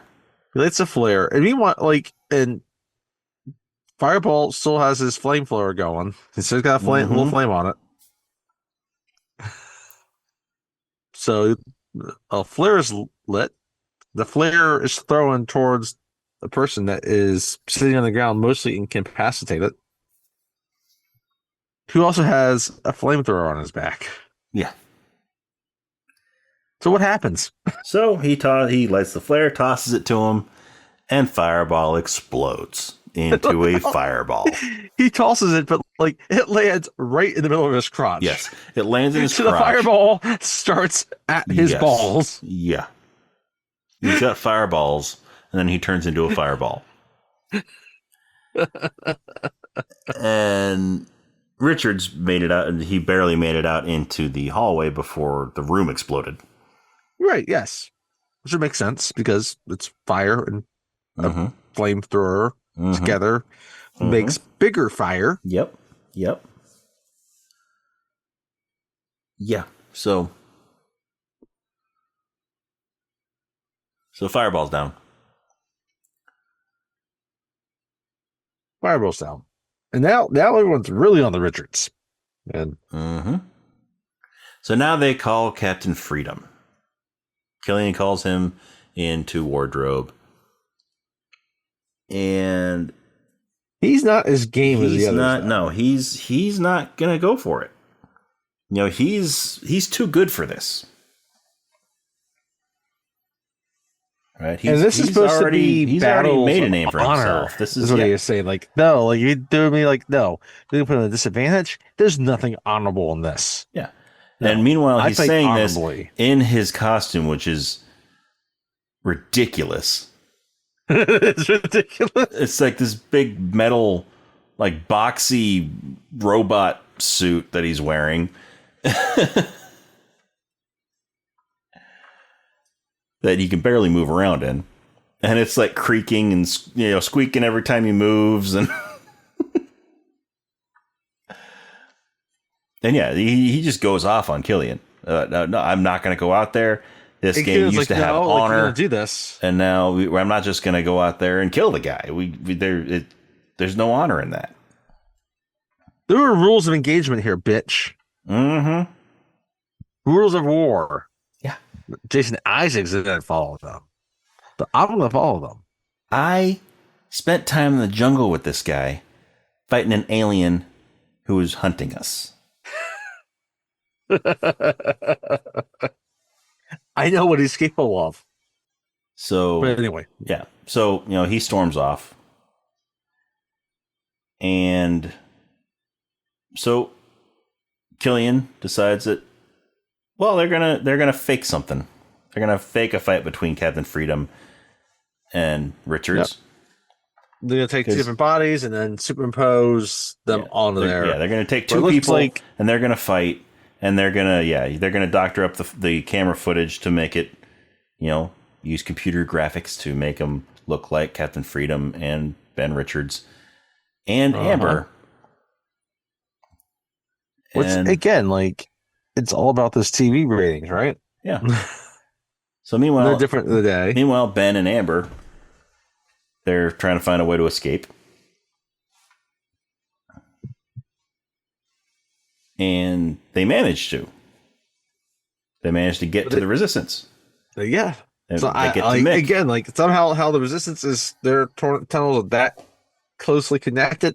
I don't know. I don't need to know. I don't care. It's just the way it is. So they get to Mick, and while they're out there talking to Mick, then Killian is running this footage of this final fight between Captain Freedom and Ben Richards, and he quickly dispatches of Amber.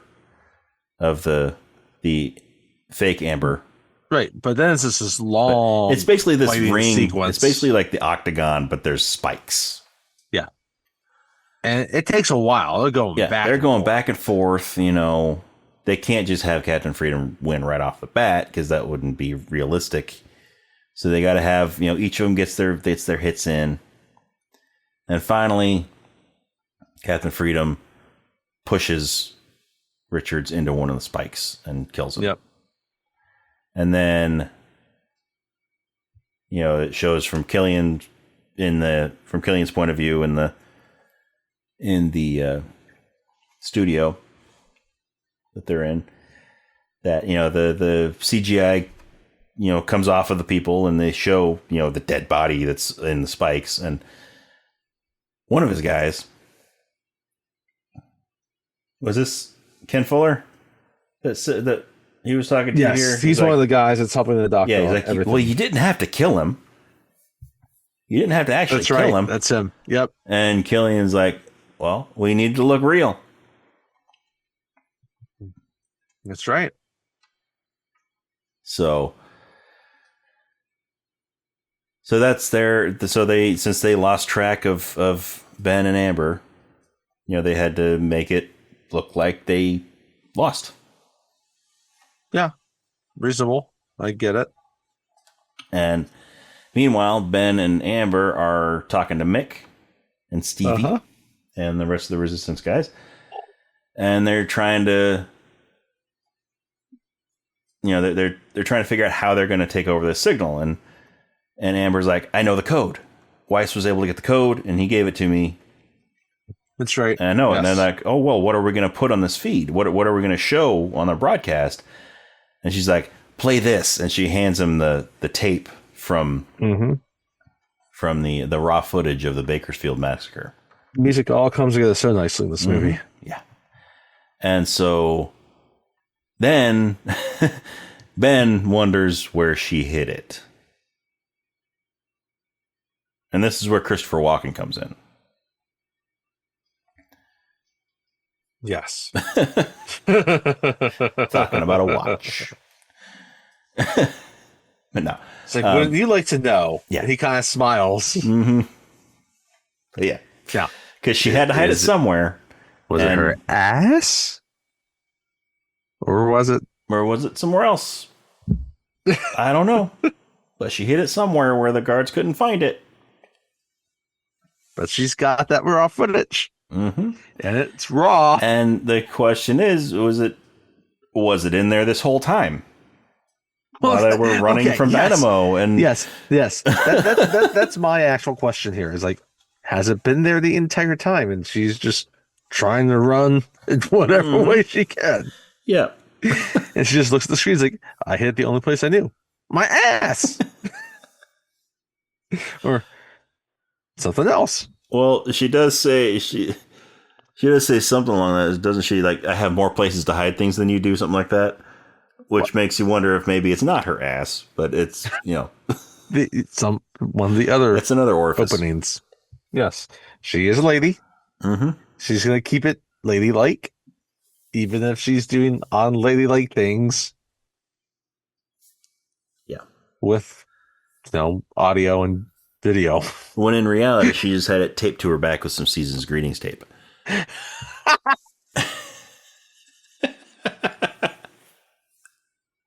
They just missed it when they were putting her in the Adidas jumpsuit. That's why she just keeps laughing. Just like Bruce Willis. So they give them both a change of clothes and weapons. Right. So they're not wearing those jumpsuits anymore. No, I'd be happy about that. And they storm the studio. The Resistance group storms the studio.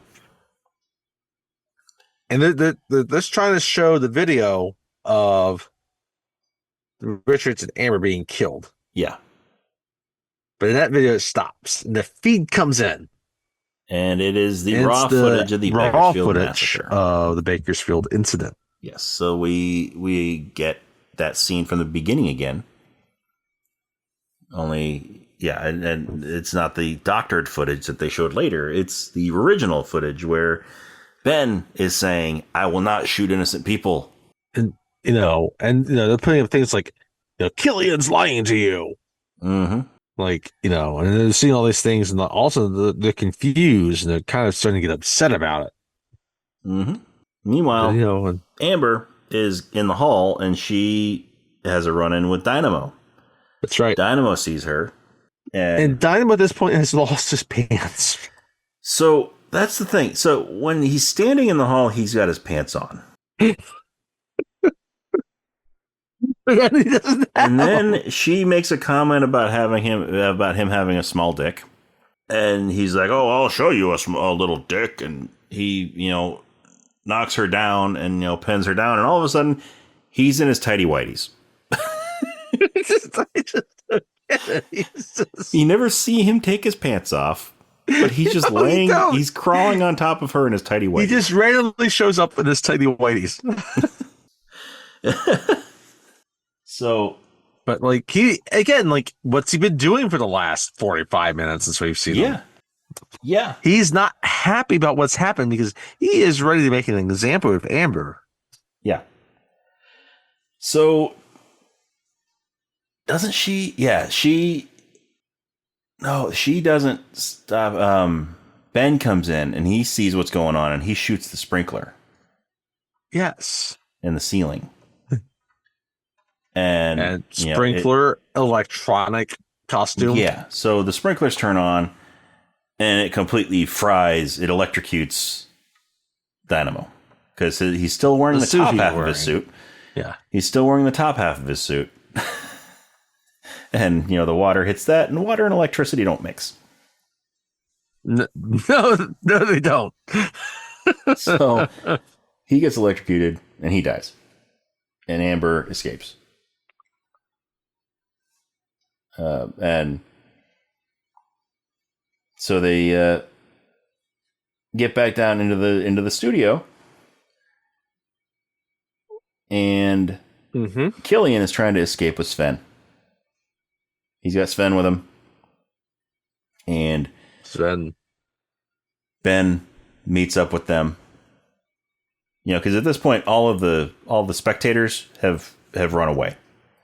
Yeah, no, they're not happy with the situation. While they're running away, so the guards that are in there,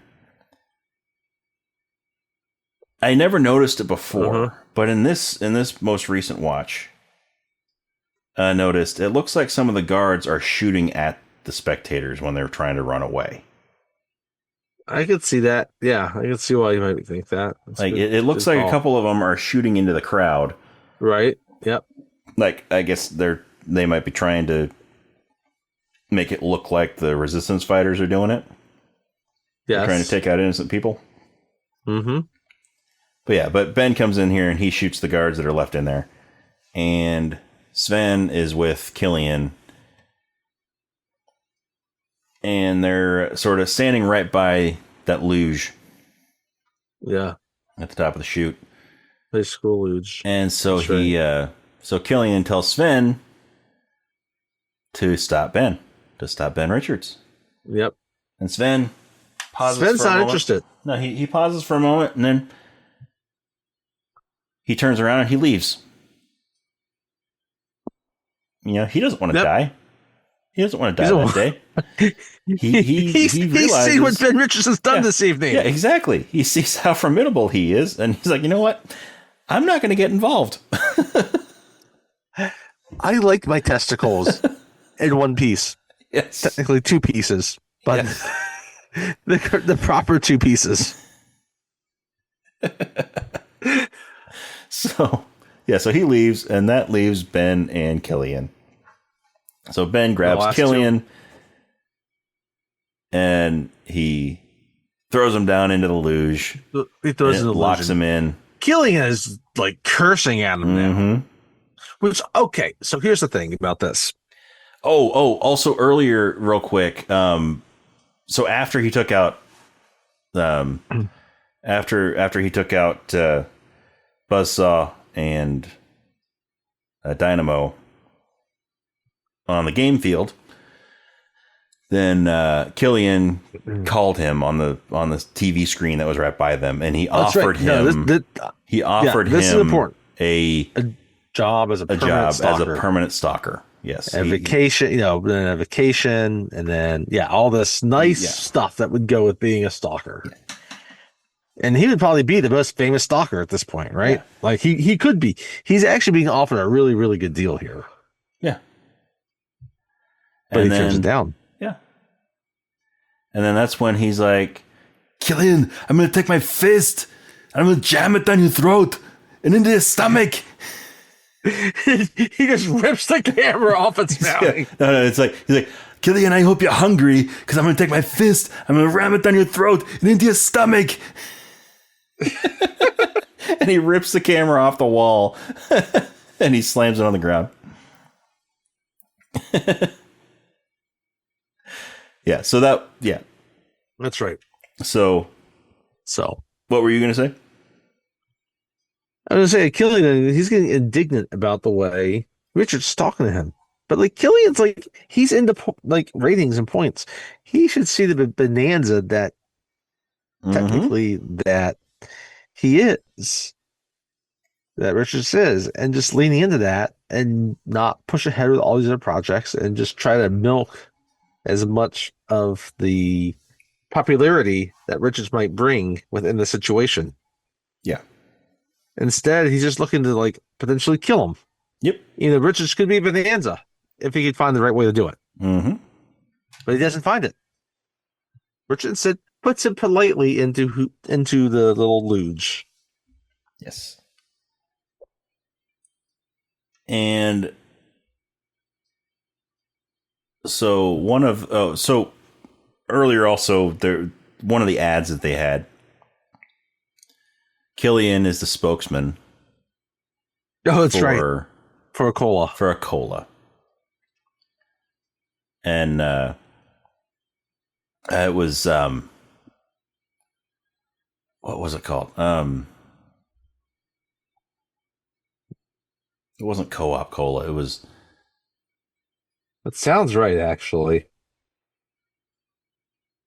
Was it Co-op Cola? Anyway, so this cola, and the slogan for that was "It hits the spot." Cadre Cola. Yeah, Cadre Cola. That's what it is. Cadre Cola. Cadre Cola. Yeah, and the slogan for it is "It hits the spot," or "That hits the spot." What spot? I don't know. Is it the G spot? The spot. The boil. It hits the spot. But anyway. So Ben, hits the button to release the luge, and the luge gets launched down the tube with Killian in it. And he's going down this long tube, and he gets launched out of the end of it. And for some reason, that queen size mattress isn't there. And he just goes flying into a billboard. He goes flying into a billboard for Cadre Cola. He goes right through his own face on the billboard because there's a picture of Killian on there. That's the first thing. Like with the quote that hits the spot. He goes to his own face. Mm-hmm. He breaks through there, and then all of a sudden, like once he gets through the billboard, that hits the spot, and he's gonna hit a spot. Yeah, then everything explodes. Like there's a huge explosion. No, it's massive. And Killian's right in the middle of it. Like, what did he hit into that caused that explosion? Exactly. What did he hit? Was there like a cache of dynamite there or something that he just ran right into, and you got some ernst on you?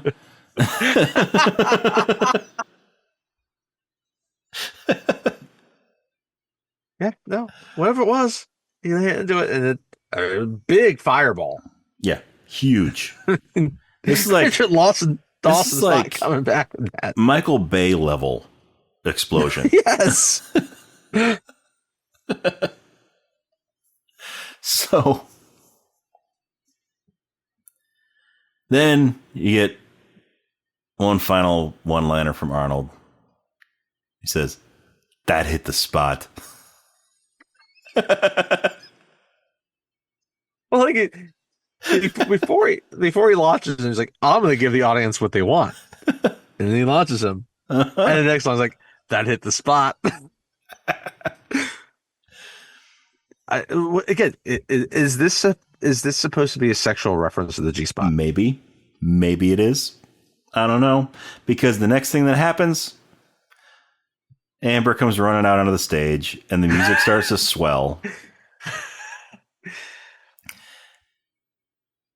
And this song is brilliant, by the way.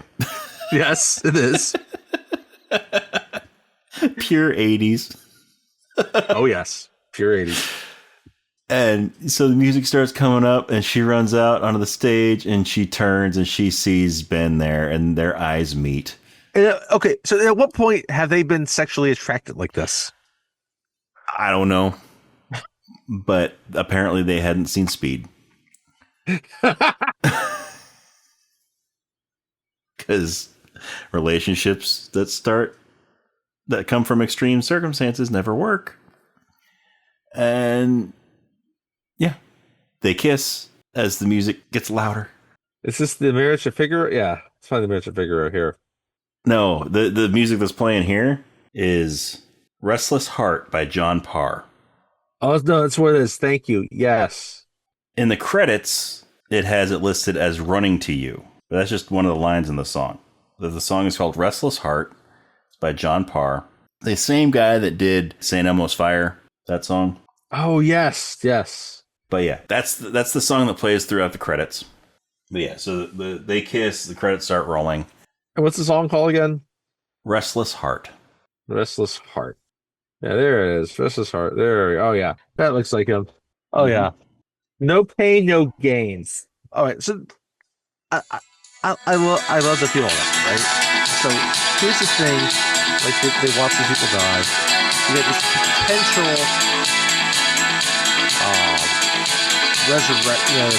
revolution coming, right? You still don't know what happened with his brother. What music did he get to then?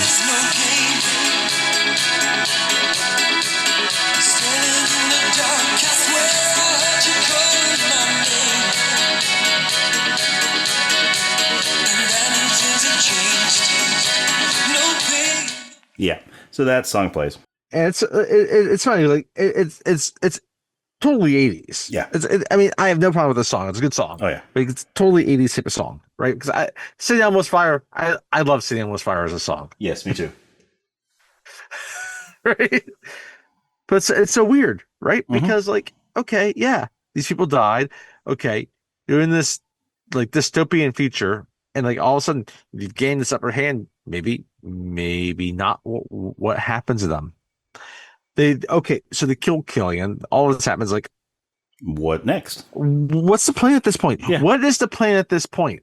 Yeah, they could just still easily arrest it. Yes, you proved that they doctor footage for the game shows that is fake. But you haven't toppled. You killed Killian. You haven't toppled anything. But yeah, you just killed Killian. That's it. The government's still there. The corporations that run the government are still there. Killian was just one of them. Where are you going from here? Yeah. Killian was just one of the people that was calling the shots. So yeah, it's great. You're about to get laid. But that's the 80s. Have you won anything? I don't know. This will be her fourth man in a year. This will be her fourth sexual partner in a year. Yes. And what a fourth partner to have. Mm-hmm.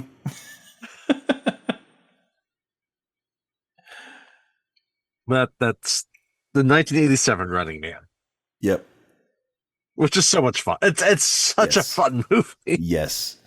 And there's so many questions to have at the end. If you stay through the credits, though, after Restless Heart finishes playing, then it starts playing the Running Man theme song, and then you get sort of an ad for, like, you have the announcer come on, and he's talking about prizes that can be won and all that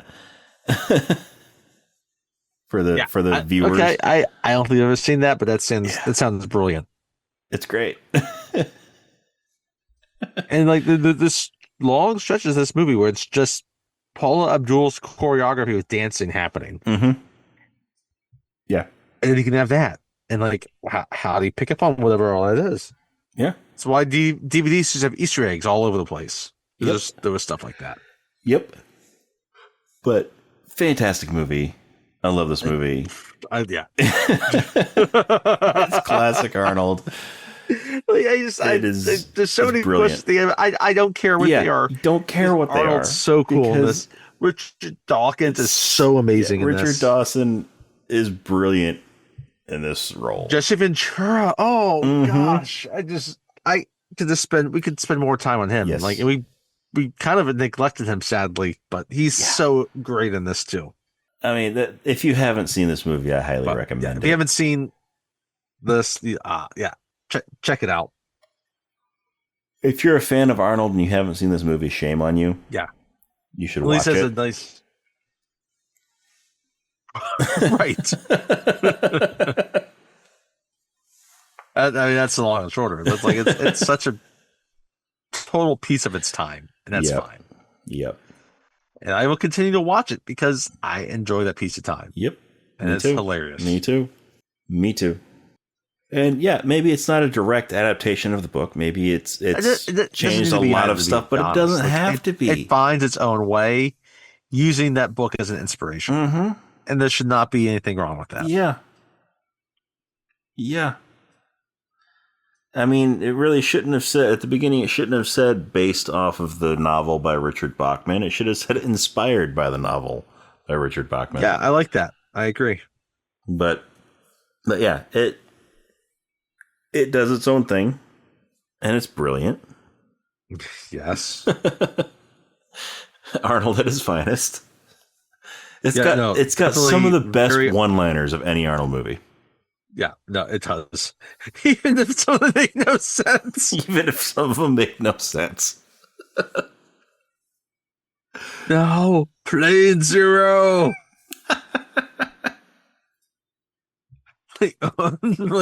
Okay. I hope you're hungry because I'm going to shove my fist up down your throat and into your stomach.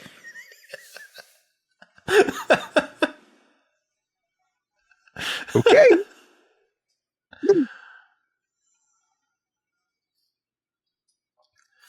Oh, great movie. Yes. Yes, great movie. Love this one. I will watch it many more times. I will watch it many more times myself. But until then, we have something else to watch. We have something else. So, first off, if you enjoy what you're hearing, go ahead and check us out on our social media. We're on Facebook and Instagram and Threads. This is Rob and Tony's Cinematic Adventure. The and is spelled out. A-N-D. It's 99% like the name of the podcast. We're also on X or Twitter. That is R&T Cinematic.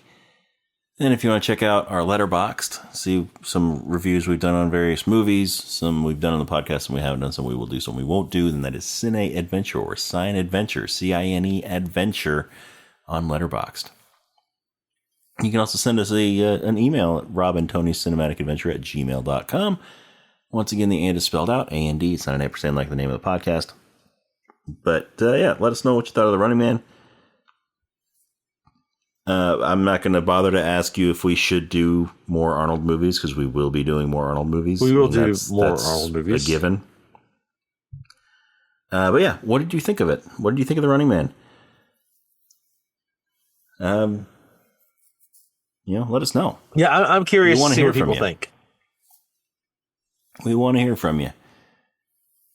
But yeah, go to our social media, give us a like and a follow, go to your favorite podcast app, subscribe, give us a good rating, a good review. That's how we move up in the standings and the recommendations and the search, all that stuff, so that we can reach more ears, so that we can find more people who want to listen to us ramble on about these movies that we love so much. But next time. So we did Running Man for a reason tonight. We did. That's right. In this episode. Because it's kind of a new thing we're doing here too. Yes. We have not quite done this yet. This particular little mini series that we're doing. Or or this concept for a miniseries. So we just did the 1987 Running Man. We just finished talking about that. So our next episode, we are going to go to the year 2025 and talk about the new Running Man that just came out. The one that is, at the time of this recording, it is still currently in the theaters. Still, that's in theaters, yes. So if you have not seen it, you might want to move quick because it looks like it might be leaving theaters soon, but it's still in theaters now, so you still have a chance to see it. Otherwise, it should be coming out soon on digital where you could rent it or buy it. That's true, too. Anyway, we are going to be talking about the new Running Man, the 2025 adaptation of it. And so that we can kind of see some of the differences between the two imaginings of it, the two adaptations. So join us next time for the Glenn Powell Running Man.